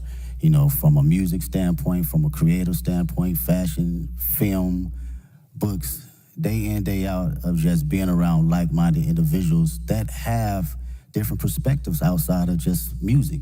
So through that process, it was a challenge for me, but even more a process of me enjoying okay, different ideas and different backgrounds on how to look at things. I love it. I love it. Being on calls and, you know, formulating business ideas and ventures outside of my usual norm, it challenges me. And I can't wait to see what happens next. I know it's gonna happen next. Yeah. I think for the audience too, you know, and anybody watching around the world, the PG Lang thing is, you know, I think people see you as an artist and someone who makes music, but I don't know if you want to share it today, but the level of detail that you yourself, along with Dave and shout to the whole PG Lang team, but y'all as friends that came up together, you in the edits. Like what we're gonna see on Sunday is a PG Lang production. Yes, that's all PG Lang. That is us sitting day in, day out, from the edits, the production, the stage design, the music, the sound tech. It's everything across the board, and it takes a lot of work. It takes a lot of creative individuals. I can't sit here and say it's all me, because these are people that are just as passionate and want to see us win, but also want to put out something that lives a long, long time. And with Dave's creative mind, it's just, he's insane, man. That dude is like Basquiat in so many different fashions. You know, you can clearly pick his brain about anything, and he'll give you an answer right down the middle to help you decide for yourself. So that's something I can always appreciate. Yeah, I'd say with all of your powers combined, y'all are really diabolical. Like, when you roll out the videos, all the visuals for GNX, just the way you all move strategically together, it is inspiring beyond the music. You know, just thinking about how to approach life and art in a holistic way. And so when it came down to planning for this Super Bowl now, you know, you've teased on the album coming up to New Orleans with this LA energy. How did you guys approach the show and trying to figure out how to pay tribute to the classics in your catalog with this new music in like a 13-minute set list? Yeah, it's wild. Mr. Morale is like an hour and 30-minute tour, so it's like you gotta smack the shit down all the way to 13 minutes. It's kind of wild, and it's interesting because it lets you know kind of where you at and your perspective on how you think about catalog and the music. For me, I love being present. I love being present, man. It's my favorite. It's very hard for me to live in the past. It's very hard. I respect the past wholeheartedly, but being in the now and being just locked into how I feel and the energy I have now, that's the LA energy for me. That's something that I want to carry over to New Orleans and for the world to see. This is me, this is Kendrick Lamar, 37 years old, and I still feel like I'm elevating. I'm still on the journey though, you know? And I want that energy to, you know, ooze out into the televisions and to the people that's in that building. Well, and on that, you know, the connection between Black culture and New Orleans and how important and shaping our ancestors were in this town, music, jazz, all that. You always put our culture and Black culture at the forefront of your brand, your music. Same thing in LA. A lot of our family members moved out to California from the South for new opportunities. Man, what? So there's a big connection between LA and the South. So when you say you walked in to New Orleans with that LA etiquette and all of that, I don't know if people really grasp that, but you got to be feeling that energy. That's a bar. Like when you are out ready on Sunday to do your thing. That's a bar. It's crazy, bro. Out of all my friends, LA, us growing up, all our grandparents either from Louisiana, Texas, Chicago, like, period. So our dialect and how we talk, it gauges from like the South and like the Bay Area. So like going to the store, we say finna. I'm finna go to the store. Like that's some South shit, you know what I'm saying? That's not no LA, right? So that energy right there, and you know, making that correlation, it means a lot to me for people to understand that. And the culture and just being Black, I can't help that, man. It's just not something that I think about or even try to like go, I'm Black. Shit, it's just go. It's in you. It's not on you. Yeah, it's gonna come out every time. I can't sugarcoat it. You know, I can't downplay it. I'm at a point in my life I can't necessarily fake the funk for nothing, and I've always had an essence of that. But you know, you have kids and shit. That shit's like, I have to be who I am authentically, and if you know the world can accept that, then so be it. But who rocking with it, I'm gonna put it all the way out there. You know, whether it's in private or whether it's on the main stage. Yeah, I don't think a lot of people and a lot of artists stand in themselves as authentically as you have. And I think one of the questions we've all been wrestling with over the past few months, watching you and the way you've moved, is really, what is the role of an artist? And I think lots of people have very different definitions, but young Kendrick, again, back to overly dedicated and Section 80 mixtape Kendrick, and GNX Kendrick, Super Bowl, Grammys Kendrick, has your idea of what the role of an artist is, you as an artist, has that ever changed? I don't think I knew exactly what my role was early on. I had maybe clues of it, but now today I can truly say it's to express myself and express things that people can necessarily say on the daily and for them to actually relate to.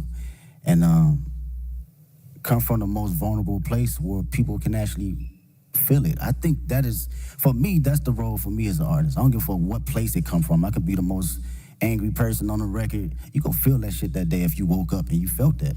You wanna smile, you gonna feel it, because I'm gonna make sure I'm present that particular time in the studio, in the booth, that I feel happy and I feel energized, and I feel, you know, if I feel frustrated, you gonna feel it. And to carry that as an inspiration for people that's listening that may not have a voice, that, you know, I've grew up with cats, still to this day can't have a conversation. The most meanest, you know, aggressive individuals, but they can't even look you in the eye and express themselves the way they want to, so they resort to other things. And when I think about that, and I know that I have the tools necessary to communicate myself properly and effectively, I gotta do it for them. I gotta make records like Reincarnated. I gotta make records like Man in the Garden.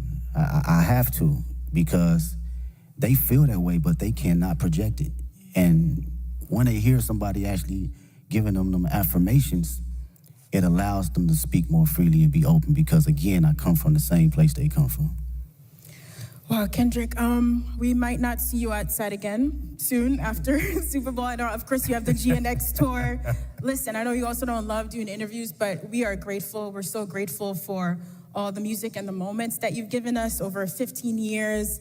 And in the last year, your presence and your focus, it is noted. So thank you. We really appreciate it. Thanks for taking our questions. Thanks for fighting for hip-hop, man. Oh, for sure. Thank you for fighting for hip-hop. It is really appreciated. y'all. And now, we do have some questions. Some kids are gonna ask from our questions. kid But I got one more thing for you, Kendrick. Before we go to our friend here, Hayes Adler. What should people expect to see and understand about Sunday's performance? Storytelling. I think I've always been very open about storytelling through all my catalog and my history of music. And I've always had a passion about bringing that on whatever stage I'm on, you know, whether it's a war tour or whether it's 500 people at Key Club. I've always had a form of that. So I like to always carry on that sense of, you know, make people listen, but also see and think a little. I think this is going to be one of those performances where people are going to be digging up Easter eggs for I mean, years, that's the Kendrick years thing, to come, you know. right? Even when it's not an Easter egg, people gonna make one up, right, Ken? Hayes, this is Hayes Adler. He's got a question for you, Kendrick. Man? Hi, Kendrick. What's going on? How do you prepare for such a big performance? Do you have a favorite way to stay healthy and active? Yeah, I do some laps, whether it's some sprints. If we talking about, let's go from, okay, on the physical level, I give you that.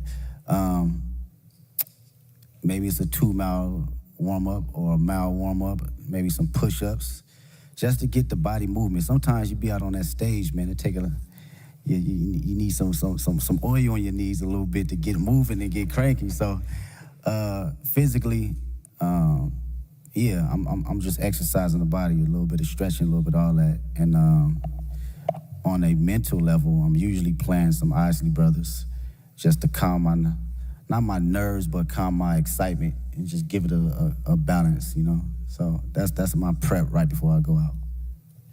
Thank you, Hayes. Thank you so much. And now, Alvin Williams. How you doing, sir? What's up, Kendrick? What's up, man? I'm a little with Big Brother and Big Sister New Orleans. What has mentorship meant to you during the course of your career? And if you could thank your mentors for believing in you, what would you say? Oh, man, mentorship has been everything. To be around individuals that had experienced every little thing that, you know, you think that you're the first person to go through it with, it's a difficult task when you're a young individual because you're like, shit, you don't know what you're talking about. But as you progress and you be like, damn, he or she was right, you begin to understand life a little bit better and not be so judgmental to people that have been here before you, right? The greatest thing I would say mentors, a couple mentors that given me was like affirmation and to always give myself space to believe in who I am, even when I wasn't feeling it, right? You can accomplish so many small things or big things and you still can fall in the slump where you doubt yourself. And even though these mentors haven't seen the spaces and been in the places I've been in, it was always time to allow me to share exactly who I am or how they see me and what I'm capable to give to the world. And I think that goes a long way, you know, from people in the highest places and the lowest places. We all need them. All right, thank you. Thank you. Thanks, Alvin. And we have one more question from young Dylan. What's up, Mr. Kendrick Lamar? There you go. That's an artist right there. Yes, sir. It's a truly honor to meet you. And my question I have for you is, what advice could you give to kids about not being like anyone else? And how could they stay authentic while pursuing your path? It's a great question. They said the number one thing people feel in a room, you know, over love and over fear is being authentic. And this is my homegirl, Ink, actually, we was talking about this in the studio. She brought us in the studio. And I was like, damn, how many times I've been in a room where people felt you so intensely that it inspired them and it inspired the person next to them and inspired the people in their household. So how to stay authentic? Was that the question? Or you have to believe in yourself and have to know that it's only one you. You are an amazing individual, unique. You're a miracle. I wake up every day and I'm like, this shit is crazy. Not crazy from a standpoint of being a celebrity, crazy, just life. It's just wild. When you really sit down and just think about it and just bug out on some wild it's wild. And to know that you are in this existence and in this world as one individual is only you, you have to know that you got to carry that authentic nature of allowing yourself to say, this is who I am, this is how people going to see me and also going to respect me, and it's going to inspire people to have truth, because when everyone's authentic, what comes out of that is true love. It's no boundaries. We don't have any courtship on judgment. We don't have any perception of being able to ridicule anyone, because you showing up as your true self, I'm showing up as my true self, and carrying that nature to take you places. Appreciate His you. answers are just as thoughtful as in the music. It's ridiculous. Thank you, Dylan. Thank you, Kendrick. Appreciate you.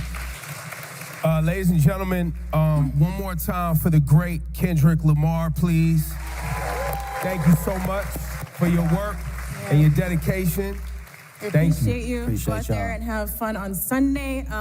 Thank you so much to everyone for joining us today. We can't wait to see Kendrick take the Super Bowl halftime show stage.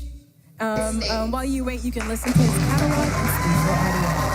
Now look, shortly after the performance, you'll be able to stream the full halftime show right there on Apple Music. You can listen, you can watch, you can sing, all the things Kendrick all the time on Apple Music. So one more time, for all of you, Kendrick Lamar, thank you for delivering. The show on Sunday is going to be special and amazing. I'm positive. Thank you all so much.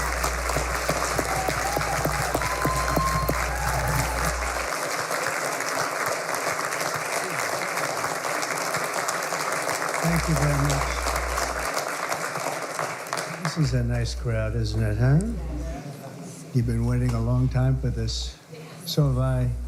Actually, it's so ridiculous. But here we are. And this doesn't have to be long. It's just all about common sense. Doesn't have to be long. In a few moments, I'll sign a historic executive order to ban men from competing in women's sports. It's about time.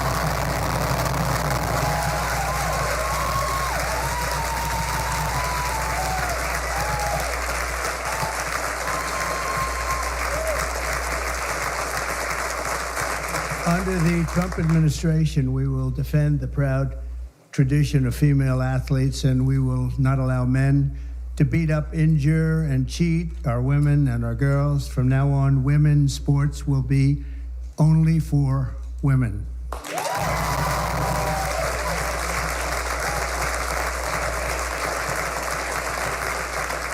before going further, I want to share some very exciting news from our military. After years of shrinking force numbers at levels that nobody has ever seen before, 4 years of this we went through, and missed recruiting targets every single month, it was just announced that in December, the U.S. Army had its single best recruitment in more than 15 years.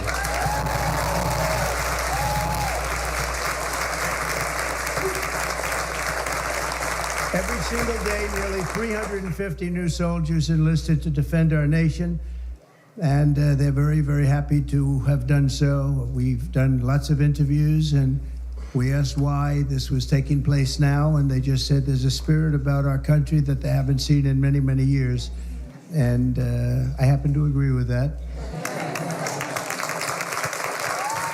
But it really is clear proof that the spirit is sweeping our armed forces, and we have a great leader in Pete. As you know, we all know Pete so well. He's going to be fantastic, and so many of our great heroes, and people are starting to understand what hero is all about. So that is something that is very important.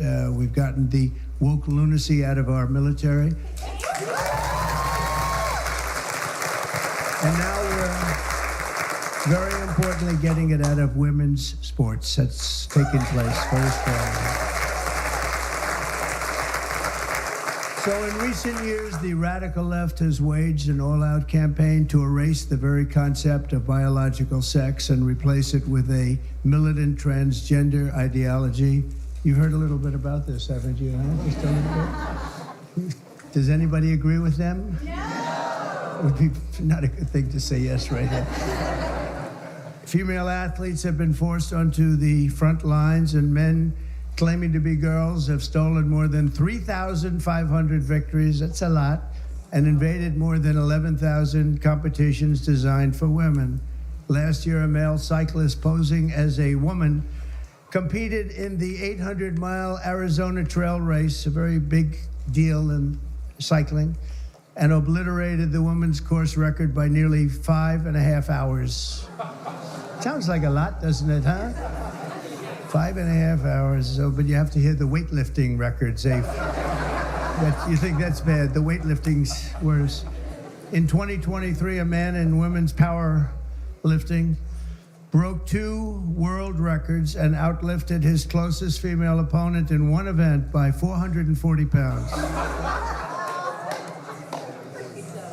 And they continue to defend themselves, Mr. Congressman. You know that, right? They continue to defend themselves.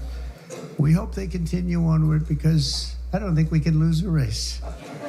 This was one of the big reasons that we all won, and it's one of the big reasons that we had a record, a landslide like they haven't seen before, very often anyway.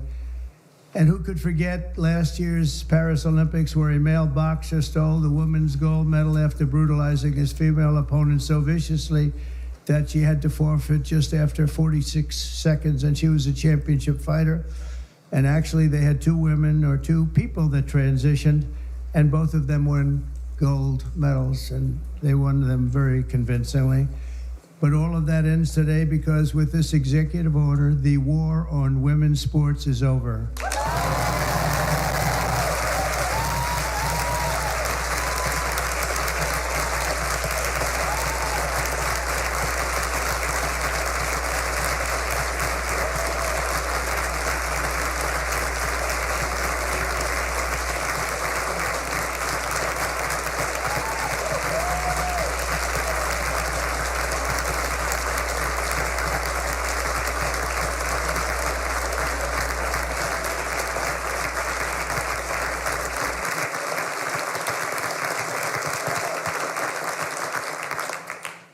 Should have been done long ago, actually. Thanks, Riley. Thank you. Thank you very much. With my action this afternoon, we're putting every school receiving taxpayer dollars on notice that if you let men take over women's sports teams or invade your locker rooms, you will be investigated for violations of Title IX and risk your federal funding. There will be no federal funding.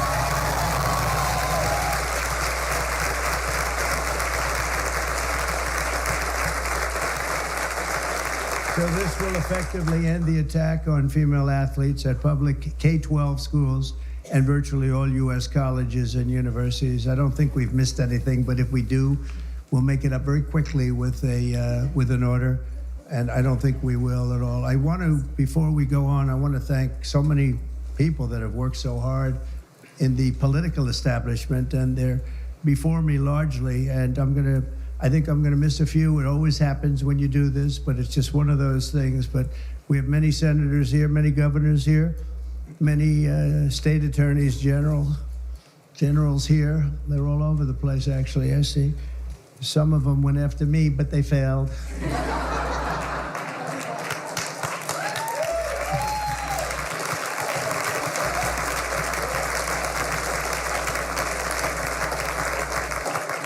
And they're really friends, and they're friends of women's sports, that I can tell you. So Senator Marsha Blackburn, where's Marsha? Senator Katie Britt. Thank you, Katie. Mike Lee, where's Mike? Mike. I love his new haircut. I love that haircut, Mike. He just said the hell with it, right? I think you look great. Senator Cynthia Loomis. Cynthia, where are you? Cynthia, hi, Cynthia. Doing a good job. And Roger Marshall. Thank you, Roger. Great. Mark Wayne, Mullen, Oklahoma. I love Oklahoma.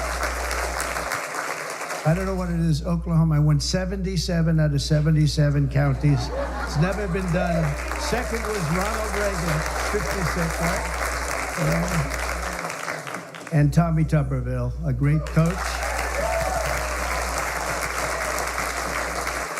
You know, his quarterback was named Mahomes. He was a great college coach. And I said, how good was he? He said, you don't want to know how good. He made me into a great coach. He's pretty good quarterback, right? Yeah, he was very good. He's a good guy, too. Also, governors, we have Governor Glenn Youngkin, Virginia. Thank you, Glenn. Good job. Bill Lee of Tennessee. Bill, thank you. Jeff Landry, Louisiana. Thank you, Jeff. Kim Reynolds of Iowa. Thank you. We're trying to move, you know, education back to the states. You do know that. We're making a big move, and we're counting on Linda McMahon. And sitting next to you is the new Star is Born. Caroline, congratulations. You've been great. New Star. Star is Born. Patrick Morrissey. Patrick, congratulations. Great race. A great friend of mine, and he's really helped us at the border, done a great job, of Texas, Greg Abbott. Thank you, Greg.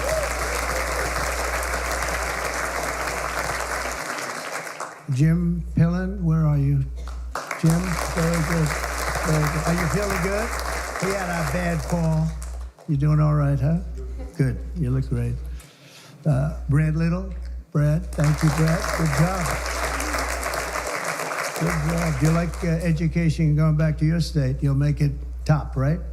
You know, just so people understand, in the education world, we're ranked very, very poorly. We're 38, 39, and 40 out of 40 countries. We're at the bottom of the pack almost always, or very close to it. That just came out. We're 40 out of 40. And if we move it back to the states, I will guarantee you that if you take Idaho, you take Iowa, you take almost any of the states that I'm looking at right now, they'll be as good as Norway. You have Sweden, you have Denmark, I must say you have China that's very high in the pack, which is no longer, we can say it has to be a small area. China is very big, but they do a very good job. But we'll have at least 35 of our states that will be as good or better than any of those countries, and we have to get it done.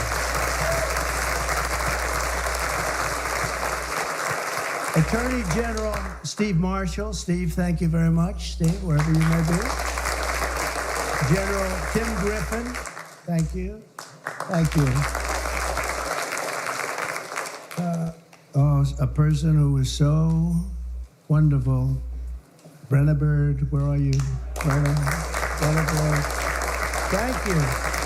She supported me before people wanted to support me, right, Brenna? Yes, I love you. Wow. Thank you very much. I appreciated it. Andrew Bailey, great job. Was Andrew. Great stand-up, Andrew. One of the great attorney generals. Thank you very much. One of the greats, really. And Jason Miyares. Thanks, Jason. And now we get back to our members of Congress, and we'll go quickly, but it's a great group of people. Steve Scalise is right in front here. What a brave guy Steve is. Steve went through a lot, and he proved one thing to me, only one thing, that his wife loved him. His wife loves him because I went to the hospital that night, and he was not given even a shot, right, Mike? And I was with him, and I was with his wife, and she was devastated. She was really devastated. And I've been to, similar situations, not quite as bad, but the wives were not so devastated. And I can tell you that great wife of yours loves you. So anyway, and what you've done is incredible. The way you've come back, it's you look better now than you did before it happened. But nobody wants to go through that. Yeah, it's amazing. Tom Emmer doing a fantastic job. Thank you, Tom. Great job. Lisa McLean. Lisa. Hi, Lisa. Hi. Good job. Virginia Fox. Hi, Virginia. Tim Wahlberg, Michigan. Tim, great. Jason Smith, great man on taxes. Great man on how are the taxes doing? Okay. We're going to get good things passed, I hope, right? Juan Ciscomaris, Arizona. Where are you, Juan? Hello, Juan. Stand up, Juan. You look so good. You always look good. Kevin Kiley. Kevin, wherever you may be. What happened? How come he had no applause? Lauren Goldberg. Lauren Goldberg. Very much a leader in this. Thank you, Lauren. Kat Kamek, Florida. Thank you, Kat. Byron Donalds, he's doing good. Byron's doing good. You're doing good, Byron. Laurel Lee. Thank you, Laurel. Thank you. Great job. Anna Paulina Luna. Thank you. Thank you, Anna. Greg Stubbe hit a home run wearing a Trump cap. The only one to hit a home run out of the park during your crazy baseball game, right? Easy. I think I will come. I think I'll come. If you're playing, I'll come. Somebody that's very shy. This is a very shy person, and but she's trying to break out of it. Marjorie Taylor Greene.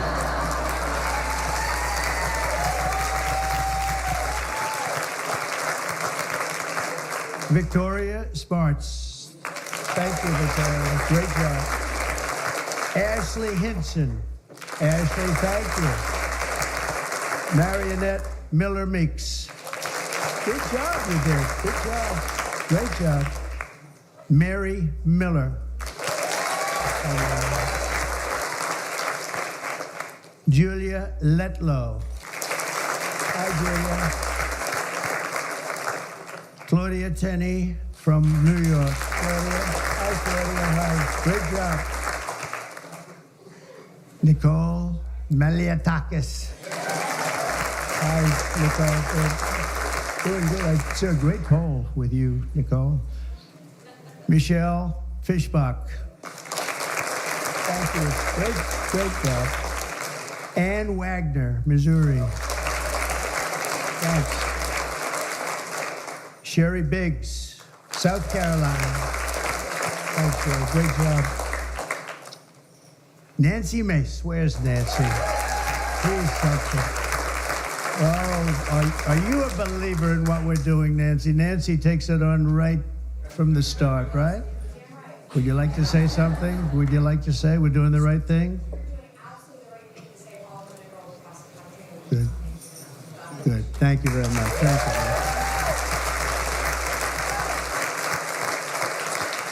you. Stephanie Bice, Oklahoma. Thanks, Stephanie.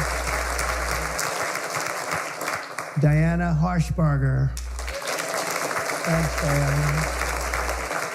Good job. Tim Burchett. Tim, I watched you on television the other day. You were unbelievable. You ripped that guy apart. Man, that poor guy, he started getting a little fresh with Tim, and Tim just ripped him apart. That was good. I actually left a message. That's good. Great job, Tim. Yes. Monica De La Cruz. Monica.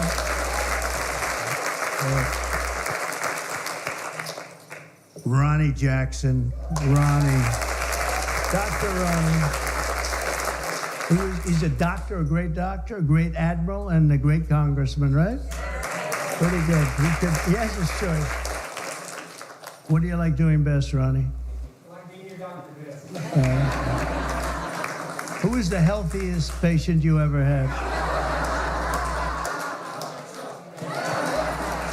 You know why I liked him? The fake news asked, so doctor, he had Obama, Bush, and Trump in the White House. He was the White House doctor. And they asked him, who's the healthiest of the three? He said, it's not close, it's Donald Trump.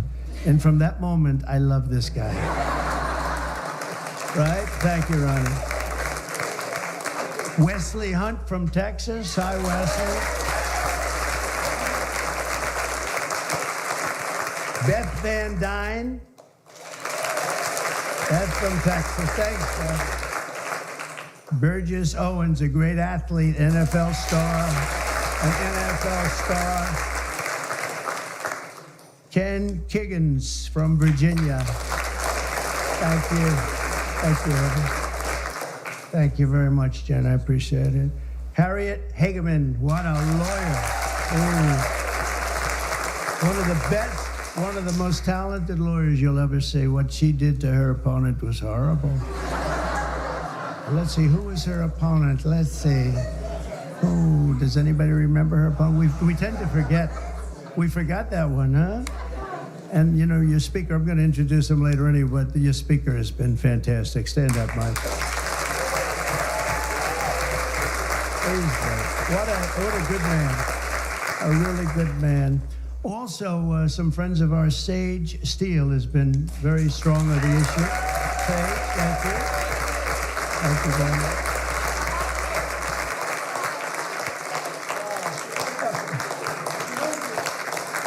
Thank you. Thank you. Great job. Tiffany, Justice, Tina, Deskovich, founders of Moms for Liberty. And they honored me, and it was a great honor. And thank you very much, both of you. Thank you. Heather Higgins, Andy Butler, Victoria Coley from Independent Women's Forum. It's a fantastic group of people that fought very hard on this issue. I think everybody in this room really fought very hard on this issue. Thank you, sir. Kim Fletcher. You know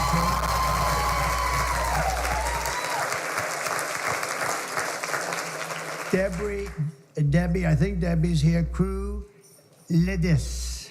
Crew Lidis. From also Moms of America. And Penny Lance, of course, CEO of the Concerned Women for America. That is a lot of people. Thank you very much, Penny. Good job you do. That's a lot of people. Can I give here? Why don't you hold that with yourself? So, just to finish up, directing the Secretary of State, Marco Rubio, who, by the way, is doing a fantastic job.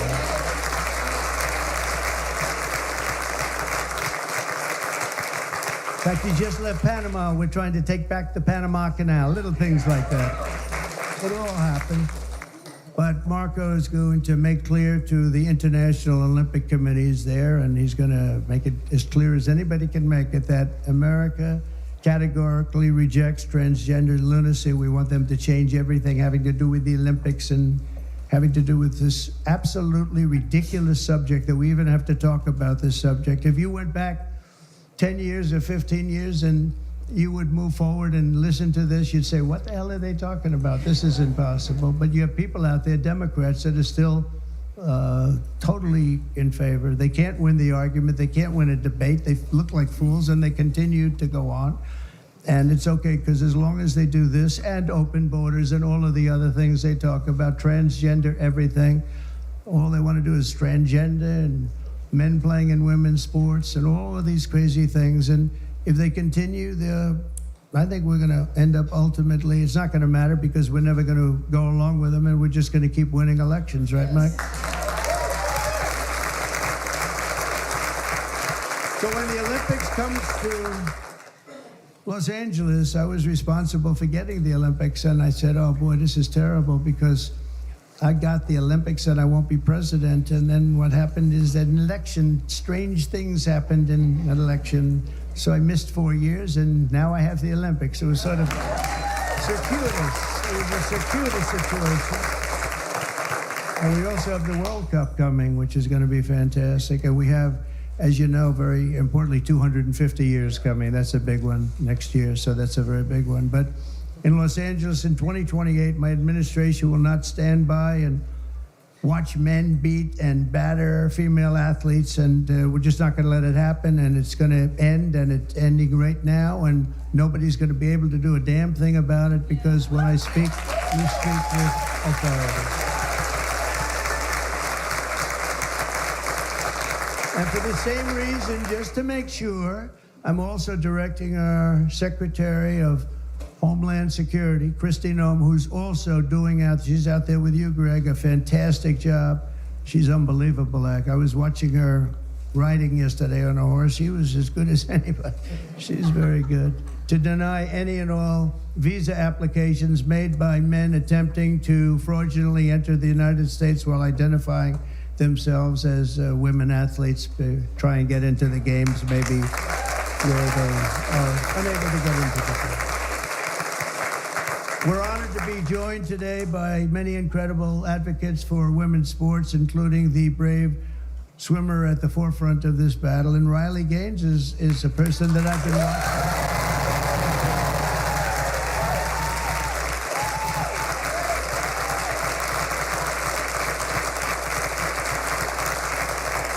What heart.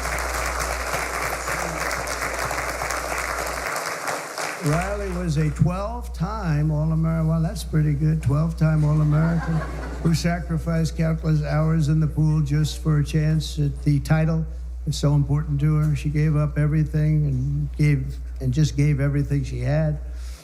But then the league forced her to share a spot on the podium with a male swimmer who took her trophy while the media celebrated this stolen glory. And Riley is just a tremendous athlete, and it was a very unfair situation. I watched it. A lot of people watched it. It was ridiculous, frankly. But I want to thank Riley. She really has been in the forefront. People that aren't that well-versed in this would say that she was the leader. And great job, Riley. Thank you very much. And also with us is another great champion for women, Peyton McNabb. In high school, Peyton was a rock star athlete. Where's Peyton? Where else? All right, Peyton. Nice to see you. Good job. Good job. Looks like a good athlete to me. In high school, Peyton was a rock star athlete preparing for a future in college sports, but in one volleyball match, a much taller and stronger male spiked the ball right in her face, knocking her unconscious, partially paralyzing her right side, and leaving her with a traumatic brain injury. And Peyton said it was 100% avoidable if only my rights as a female athlete had been more important than a man's feelings, and we can't let it happen. It's not going to happen.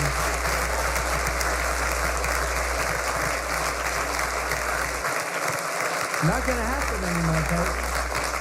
It's not going to happen. Are you okay? Are you good? Good. That's good. Thank you.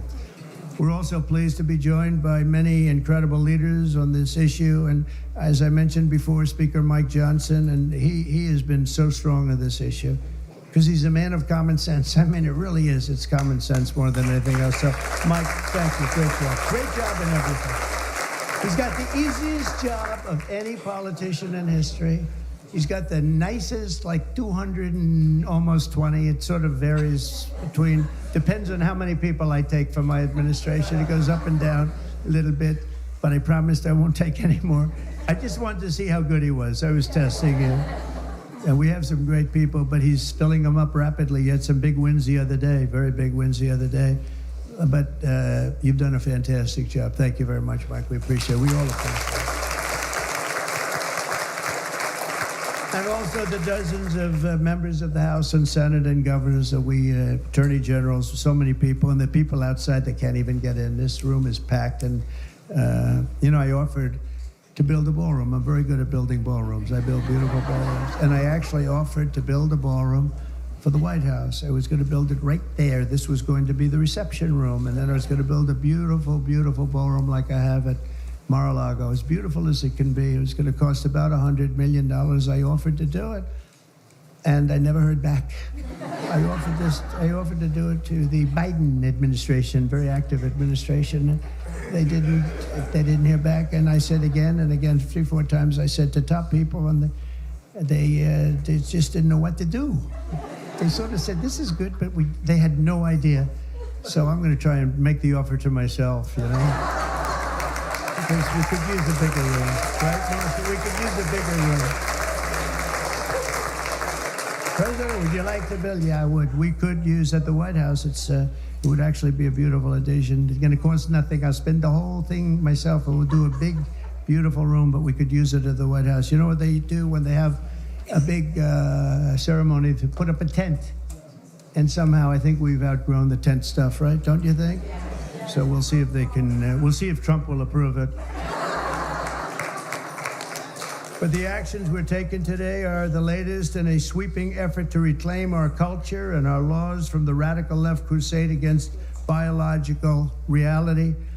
On day one, I made it official, and I'm making it official, policy of the United States government that there is, two genders. We have two genders. What might they be?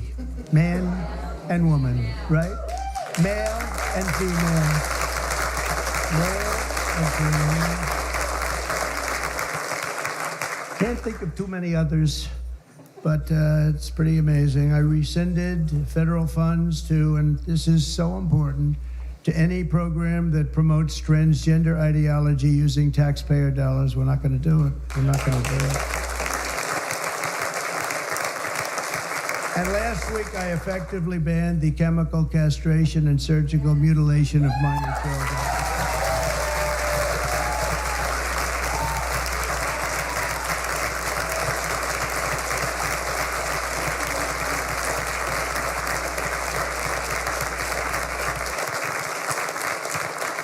Can you believe I even have to say that? I banned governor, I banned. That's just like, who would ever think we have to even say that? Last week I banned. Every day we're ending the extremism of the last 4 years. We have other things that are just as ridiculous, not having to do with the subject, but just as ridiculous. Open borders where people are allowed to pour in from all over the world, from jails and prisons and mental institutions and insane asylums, people that are very sick, people that are very evil, killers, murderers.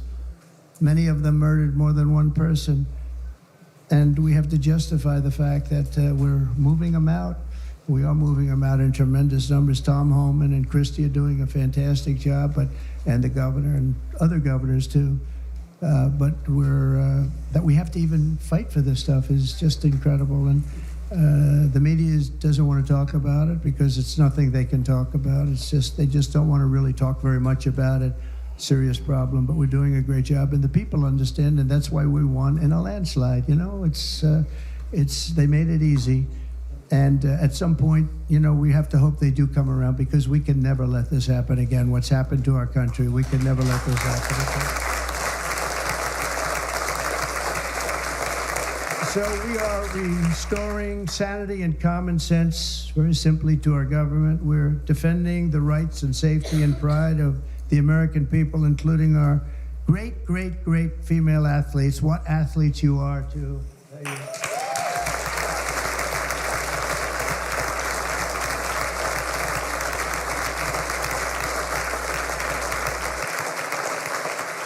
And, you know, I'm not allowed to say this politically. It could end my career. They're really beautiful people. These are beautiful people. But you know, like everything else, it's a little bit different today. You're not allowed to say that because if you call a woman or a girl beautiful, that's the end of your career. But let's take a chance on it, Mike. Let's take a chance. So I want to thank everybody for being here. It's fantastic. And this is sort of a big, big day. It shouldn't have even been necessary to take place. This started a long time ago, and we ended it today. And I'm going to sign the executive order right now, and everything I said will go into effect immediately. Okay?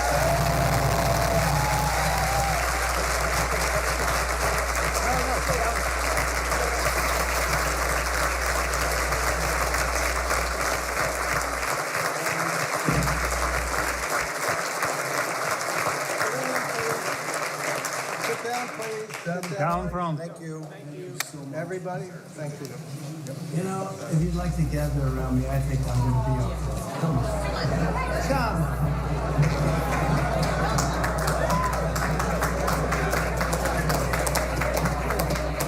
on. Secret Service is worried about them.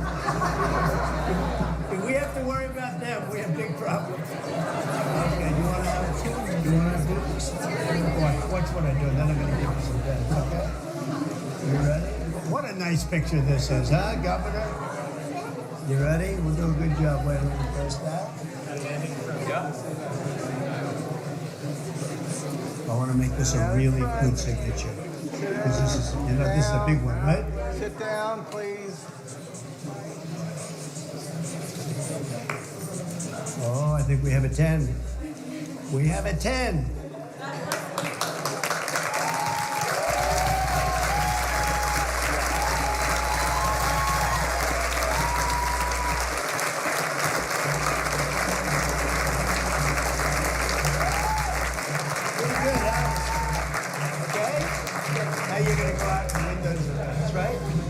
Nice to see you all.